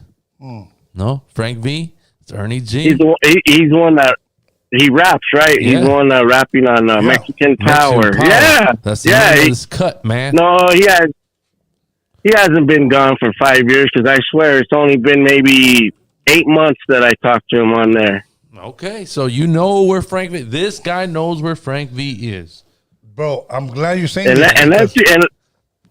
Because unless the guy is an imposter. Yeah, that. Well, he's got to be a good ass lookalike. Yeah, you say you saw him because nobody knows where Frank V has been in the last 5 years, bro. No, I swear, Watch. I probably even have a link. Let me see. You know, when I get off, I'll see. Yeah, when I get off, I'll see if I can send you like a video or something to. Is this the number I can send it to? Yeah. No. You know what? On the live chat, they put or on the description, they have Ernie's and mine's DMs on Instagram. Send it to us, bro. Send it to us because he was making beats. No, Frank V was making beats. No, that's one thing. Damn. Frank V does Yeah, not he was making. Frank V would never make a beat. I'll tell you that much. See, that's him. That's not him, bro. It must have been an imposter because Frank V knows nothing about beats. Yeah. Okay. Did he just come out with some music like about a year ago or so? He did come out with some music, but it wasn't him behind the scene, bro. Who released it? Oh, I won't even. I'm not even gonna mention the name. But No, whoever released he was making beats in front of us, though. He was making beats in front of us. I swear, I seen him Frank right V, there I'll making beats in front of us. Frank V would never, ever be in front of a drum machine. Never once in his life did he say, "Hey, Ernie, how do you do those beats?" Never. He didn't give a fuck about that, and I can guarantee you that wasn't him. So, once again, on the live I'll show, bet you. Hold on. You want to I'll bet? bet you. How much you want to bet? Just hold on. Yeah, I'll bet you. I know. Yeah, I'll bet you because I know, bro. Hold on. Give me 1 second. Please. Give me 1 second. Sure. On the description. Sure. It's going to have Ernie's Instagram, Proper Dose Instagram, and Tony A's, me, Tony Vision Instagram, and on the live chat. Okay. Right now. So you can send it to us, whatever video you have, but I guarantee you, and I'm saying this, that wasn't Frank V, and I'm speaking for Ernie G. Yeah. So if you want to bet me, I'll bet you, bro. Bro, that must have been an imposter. I'll bet you, bro. Okay. It's probably it was an imposter. It was probably a fat white boy wearing lows. What does Frank V look like? What does Frank V look like? No, because he was I got 100%. It was you know what? I even got some old pictures. Yeah. I have some old pictures that I also want to send you guys that you'll flip out on. I mean, y'all look so young. Yeah. I mean, Tony, he still looks young, like he did back in the day. He looks like a spring chicken. He still looks young. That's better than a sprung chicken. Know what I mean? Yeah. But let me. I'll find. I know it really was him because he was telling me some stuff that only he would know about, some concert stuff a long time ago. I mean, hey. that went down. You know what I mean? Some stuff that went down that when he was there, that he would only know about. Really, you're the chosen back one. In the day. You are the chosen one. Absolutely. You haven't spoken to nobody, but you are the chosen one. Yeah, you are. So show me the proof. I don't believe you. I mean, hey, I won't doubt you. Watch. Yeah, because he was trying to make me, and I even asked him. I said, "Where's your engineer at?" And he said, "Oh man, I wish that guy would make beats for me. He don't even want to never make beats for me no more. Or nothing. He gotten all big now, and he don't want to do nothing for me no more." That bastard. Okay, bro. Look, let me tell you. Put Roadium Radio on the page, roadiumradio@gmail.com. If you cannot send it to him via DM or me via DM, send it to my email. So you have 3 options, because I want to believe. Even though I don't believe, bro. I want to believe you, bro. Like Frank V is like Bigfoot. It's like Bigfoot. Yeah. Show me proof. Bigfoot. Yeah. He's a mystery right now. So that's all I'm gonna say. All right, my no,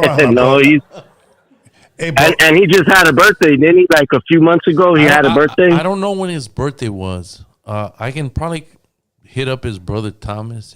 He'll know. He stays on Lakewood, I think. I don't know if he's Lakewood, still not too far from here. Yeah. So, all right, bro, I gotta let you go. That was the last call for alcohol. Thank you. All right, let me see what I can do. Yeah, God bless you. Yes, absolutely. Let's go. Okay, we disconnected. We are out of here. We can take off these pretty headphones, Ernie. Okay, Ernie, be honest with me. Getting started, Playboy. Ernie, be honest. Do you think I was telling the truth? I think he was telling the truth. Like, he really believed it was Frank V. But it was somebody playing the part, bro. I really, let's be honest. But yeah. Hold on. I need to use the restroom. Okay, go ahead and put this camera on me right here, Alex. All right, got you. And we got hand sanitizer over there, bro. Okay, he's got to take a piss. Anyway, he's got to take one of them long ass Santa Monica pisses. So, fuck, I got fucking battle, fucking big time. Go ahead, bro. Okay, Ralph707 dropped $20. He said, "I have a question for Tony and Ernie G. On the microphone, who had the better flow, Frank V from Proper Dose or Toker from Brownside?" Frank V. Okay, Ralph707 dropped another $10. He said, "Question for the both of you legends.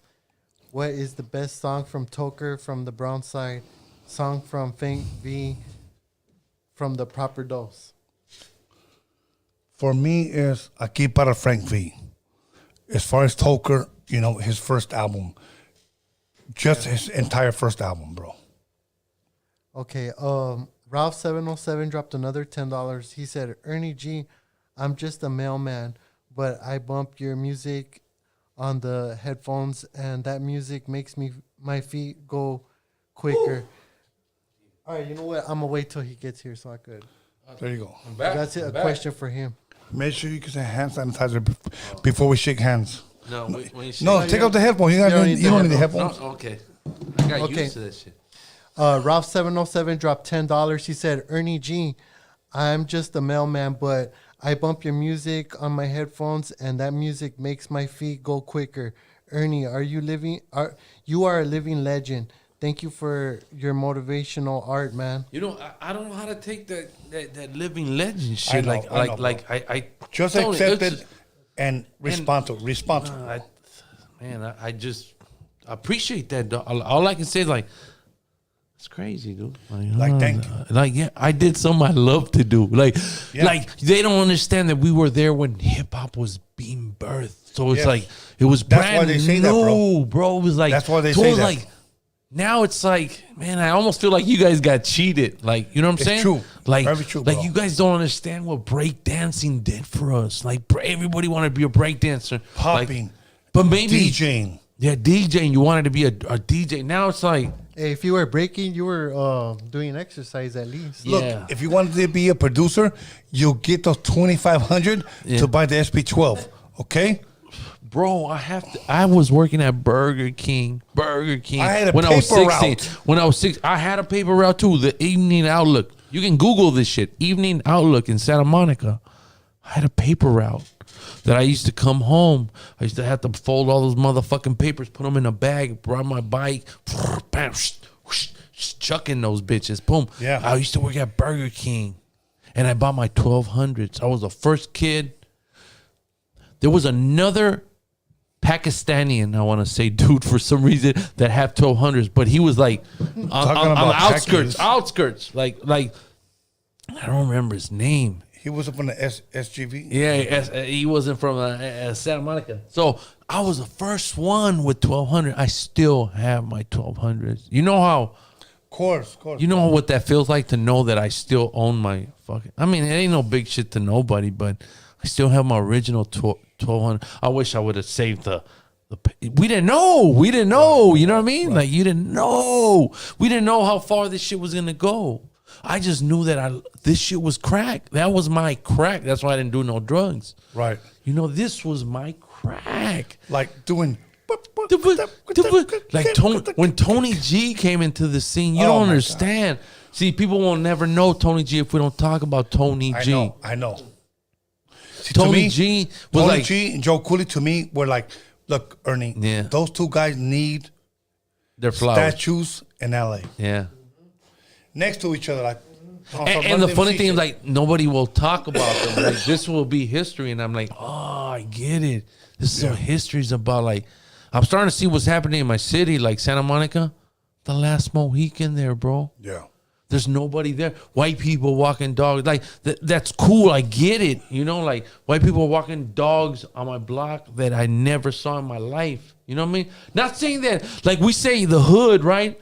But of course, there's always a hood, more hood than your hood. You know what I mean? Like, because if you went to Mississippi with no sidewalks, or when we were in Texas, I would see hoods. Like, that shit didn't have no sidewalks. I'm like, right. We're talking about, we're in the hood. We're not in the hood. Right. Them motherfuckers have hoods. We're like, damn, that's just ghetto over here. Like, anyway, but we, yeah, of course, I'm grateful that we're still in Santa Monica and we ain't got to deal with no bullshit like you know what, like Ernie. Let me say this: ain't too many Chicano rappers. We're producers. We're producers. We're DJs. That's the one thing we have in common. Ain't too many Chicano rappers, producers that still live in their hood, bro. I know they're not. We're the last of the Mohicans. Last of the Mohicans, bro. Like I make all my calls Monday morning. So tomorrow, I start booking motherfuckers. Yeah. I got my headphones and I start walking. Diner through City Wilmas, bro. Yeah. Just like you can walk through Santa Monica. Yeah. Okay? And go eat by yourself. Yeah, I got you. Okay, cool. December 30th or whatever. Yeah. That's the beauty of still living in your neighborhood because you can never be called out because you still live in your fucking and hood.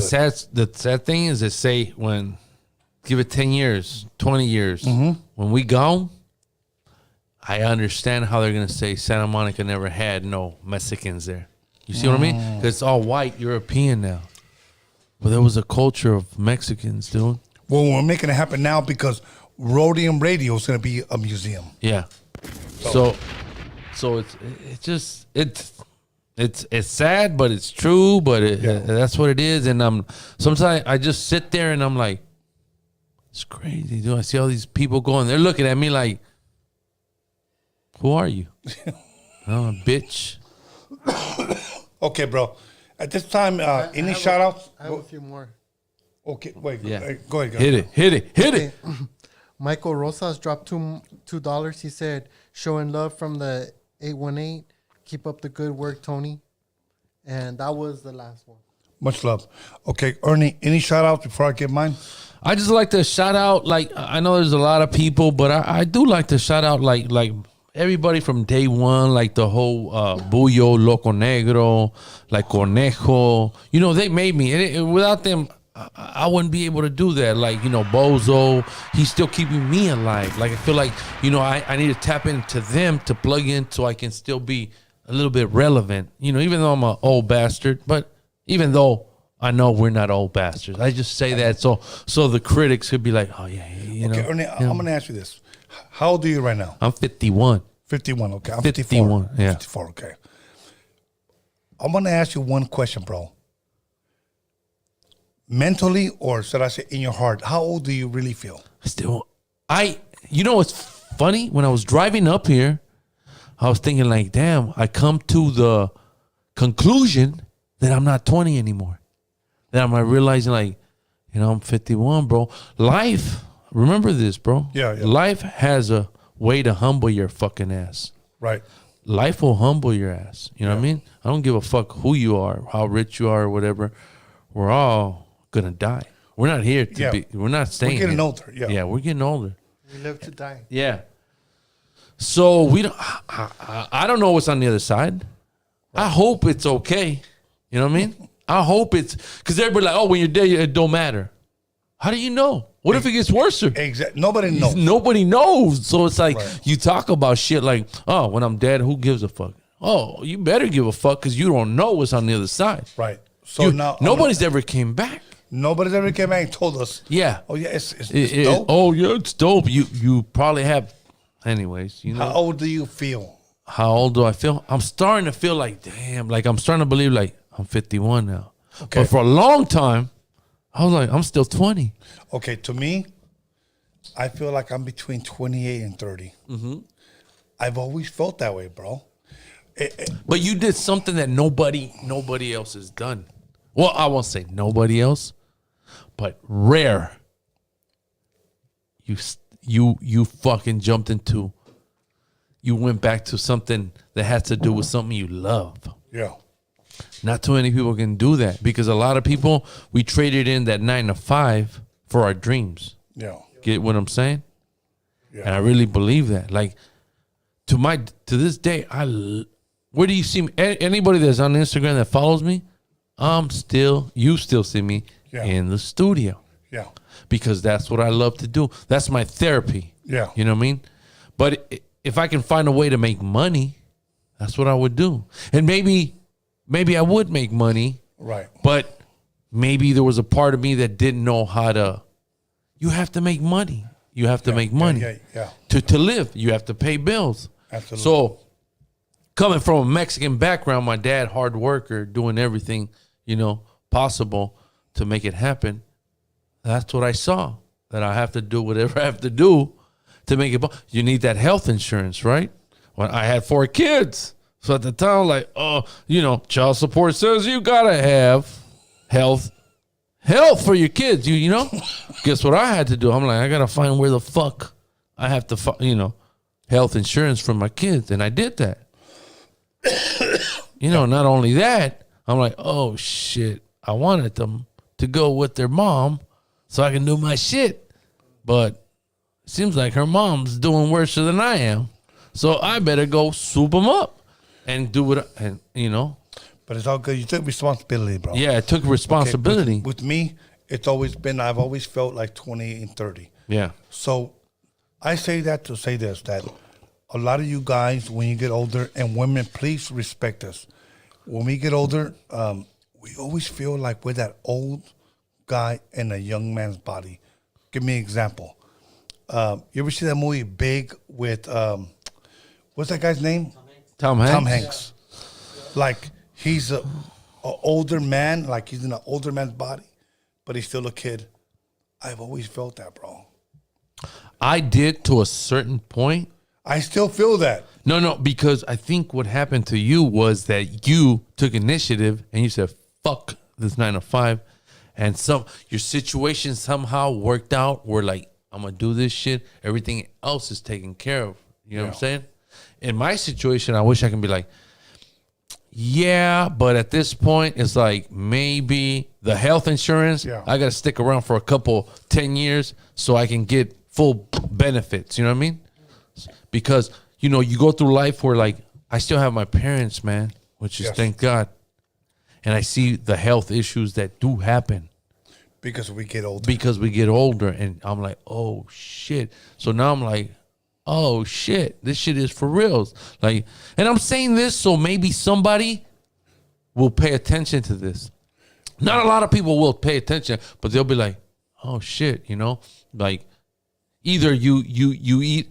I don't need health. I just had some goddamn bomb-ass tacos on PCH, bro. I had 9 of them. I didn't tell you that, but I had fucked them motherfuckers up. And I was like, damn, I can't eat like I used to, but my mama said, like them motherfuckers were good. Yeah, they were good. And then my mom was like, you better eat everything that's right there on your plate. So I'm like, I didn't leave nothing behind because I was like, I'm full already, bro. I'm full. And I ate them motherfuckers. The last 3 ones, I'm like, I'm going to fuck these up. That's why I was a little bit late today. But, yeah. So I say that to say this, like, I'm like, oh, shit, this health shit. Like, at 51, we start feeling at least I do. I know you work out. I never worked out in my life. I say I will, but I haven't. I say I will, but I haven't. And I'm starting to see shit like on my like, damn, like I'm pulling muscles and I'm like, oh shit, what the fuck is this? Out of nowhere. Like you wake up one day and you're like, what the fuck? I'm like, you know, and you're like, oh shit, it's happening. And then, you know, you see like I see my parent, like my parents, like he broke his hip, he broke the other hip, he broke this, he got cancer here. And I'm like, oh shit. This is really, and it's like, oh shit, is it the food we're eating? Yeah, of course it's the food we're eating, but what are you gonna do? Like, I ain't got 900 trees in the back where I can just pick fruits and shit. I'm gonna eat me some tacos, and who knows what the fuck's in there, bro. But you know, my son is 32 right now. Ain't that crazy? Yeah. So you say my son. Wait, when you can outrun him. Mm-hmm. You know you're in good shape. Yeah. So mijo, if you're listening, when you turn 33 in February, I'm gonna outrun you again. See? Like, no, I'm serious. Like, and I'm gonna post that motherfucker up. Damn. Like, that's one thing. Look, I'll run behind y'all with the camera. Yeah. You know, remember EveryJ's almost starting to deliver. He said you gotta have ganas. Yeah, ganas. I think that's what I have. That's why I still kind of look. Like, I understand that, like, right. I had my aunt that came from I think Chicago, and she's staring at me. I haven't seen her in years. Right, she's like, you know, you're the same age as my son. I'm like, yeah. She's like, but my son looks I won't say fucked up. Yeah. My son looks old as hell. I'm like, I was trying to be like, I don't know. It's maybe because I live right there in Santa Monica and the ocean. Maybe the ocean saving me. I don't know. She's like, how do you do it? I was like, I don't know. I never got married. I don't know. You never got into a real fight. Yeah, I never got into I never got into a real fight. Like I'm not a fighter. I'm just like yeah, bro. I'm like I don't need no I don't want no problems, bro. Yeah. Like life is. I sit down. Hey Tony, I sit down. And I look at my orange tree and I'm like, hey, thank you, man. Yeah, thank you. Thank you. Like my orange tree, I touch it. I really do that. I'm like, hey, man, thank you, dude. Like, thank you for, like, them motherfuckers are living. They see shit. I know they do. Yeah. I know, like, hey, I see you, bro. Thank you for, and I cut a tree and I'm like, appreciate you. Like, and I go in there and cut my orange and I eat it. I'm like, this just came from the tree, bro. Beautiful. Like I'm on that trip now. Like, I'm like, hey. There was a fucking spider inside my house. My girl grabbed it. I was like, no, don't kill it. I grabbed a cup and I grabbed it. I took it across the street with my daughter. I'm like, set this fucker free, dog. Like, he's probably not. He probably looks scary to us. You know what I mean? Yeah. But he's probably like scared of us. He's like, don't kill me. Right. I was like, here, I'm gonna let you free. I said I'm free. So I'm like, you know, fucking dog. I have a dog that my girl brought. I wasn't talking to that little motherfucker for like 2 weeks. Nah, man. Benny Blanco, half a brick. I call him half a brick because he's white, like cocaine, you know, and he's just small. So I'm like, that's my boy. Hey, bro, we don't even deserve those animals. Those motherfuckers are unconditional. You want to see unconditional? Yeah. I don't know. And I'm like, God damn, like we grew up with pit bulls and all that shit, right? And I'm like, they bring this little fucking snowball, little fucking half a brick, and I'm like, come on, bro. That motherfucker sleeps with me. Bro, he'll just come and cuddle up with me. No shit? Like, yeah, bro. He has steps. He has steps to the bed. He'll never sleep there. Like, you know, he comes in between, and I'm like, come on. Come on, Benny Blanco from the Bronx. You know what? If you're a movie buff, you know where that came from, right? Carlitos Way. Carlitos Way. All right. So that's why it's Benny Blanco. All right, let's go back to our shout-outs, and then we're out of here because we got to give a shout-outs, bro. Yeah. Go ahead. Any shout-outs? Any shout-outs? Just to my boys, you know, Buyo, Rider for Show, real one. I got to talk to Loco Negro, real one. Bozo Bam, real one. You know, like it's people like I you know, my son too. He be knocking out some beats and shit, but he just got to make it happen. You know, and that's about it. Like my boy Bad News, still one of the dopest. God bless the trap. You know, Compton Chapo put it on the map. He did his thing and bounced, but that shit was, to me now, I see it. Like, people don't know, but to me, that's like, wow, I did that shit. Like, it ain't about the money, bro. Like, of course we all want the money, but of course. At the end of the day, we didn't do it for that. We didn't do it for that. Like, okay, go in live chat. Michael Rosas dropped $5. He said, Raider fools moan when they eat hot dogs. Most likely. Damn, they going in on the Raiders. That was bro. a good one. That was a good one. Hey, but those are badass colors, though, right? Yeah, of course. Yeah, we don't deny colors. that. But when you eat a hot dog, you're like, go ahead. One of them Costco hot dogs. Yeah, Costco hot dogs. Well, I just want to say shout out to Bozo. He has a song called I Don't Know About You. Check it out. That's it. Yeah. All right. Okay, other than that, let me give my shout out to my boy Alex Cervantes Enterprise for helping me run this shit. My boy Norbert, Norbeezy, the way Marvelous says it. And I'm going to give a shout out to my son, B-SKANLESS, for helping promote this. And the Hip Hop Jedi. Also, once again, to Marvelous Inc. If you guys haven't subscribed to his podcast, because he's not going live till he reaches 10K. I think he's almost at 7 right now. So it's gonna happen. Yes, it's going to happen. Marvelous Minds, and that's not with an S, it's with a Z.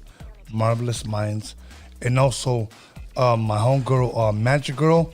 Make sure you guys subscribe to her podcast because beginning of the year she's gonna start going live. So all you rappers, all you artists, make sure you reach out to her through the DM. What about the old Teals? You think she'll interview the old Teals like me? I'm going to get to that right now. So make sure you guys DM her so she can shoot you an email so she can book you.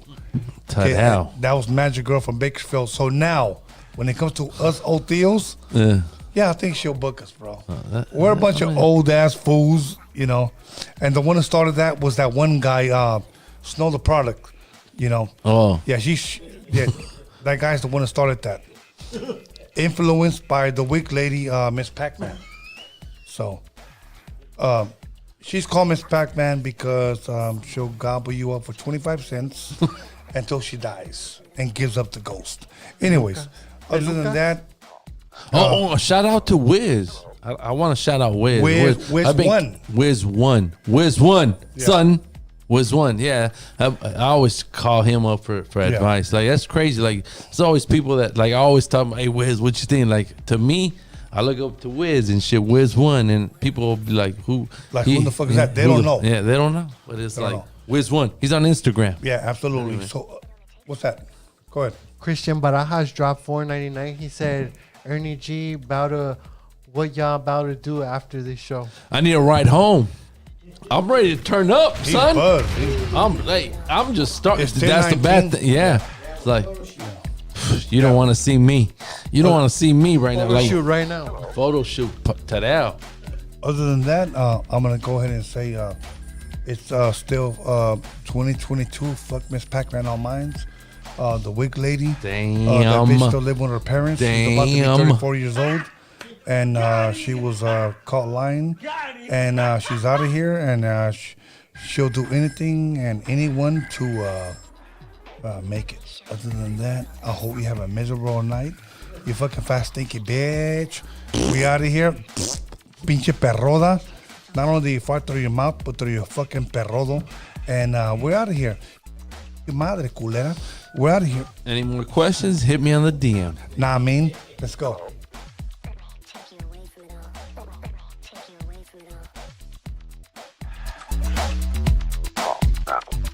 Hello.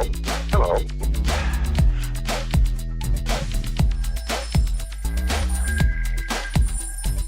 Hello. Hello.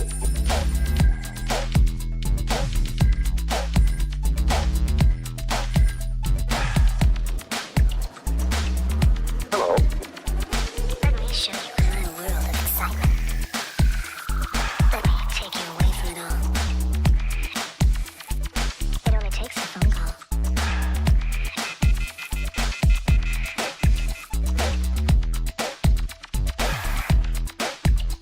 The possibilities are endless. Let me take you away from it all. Let me take you away from it all. It only takes a phone call. Hello. Hello.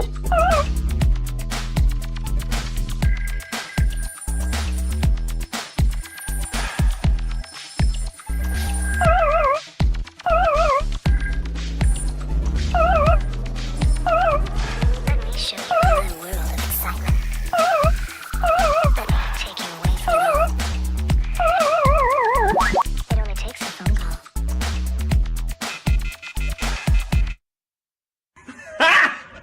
Got him! Got him!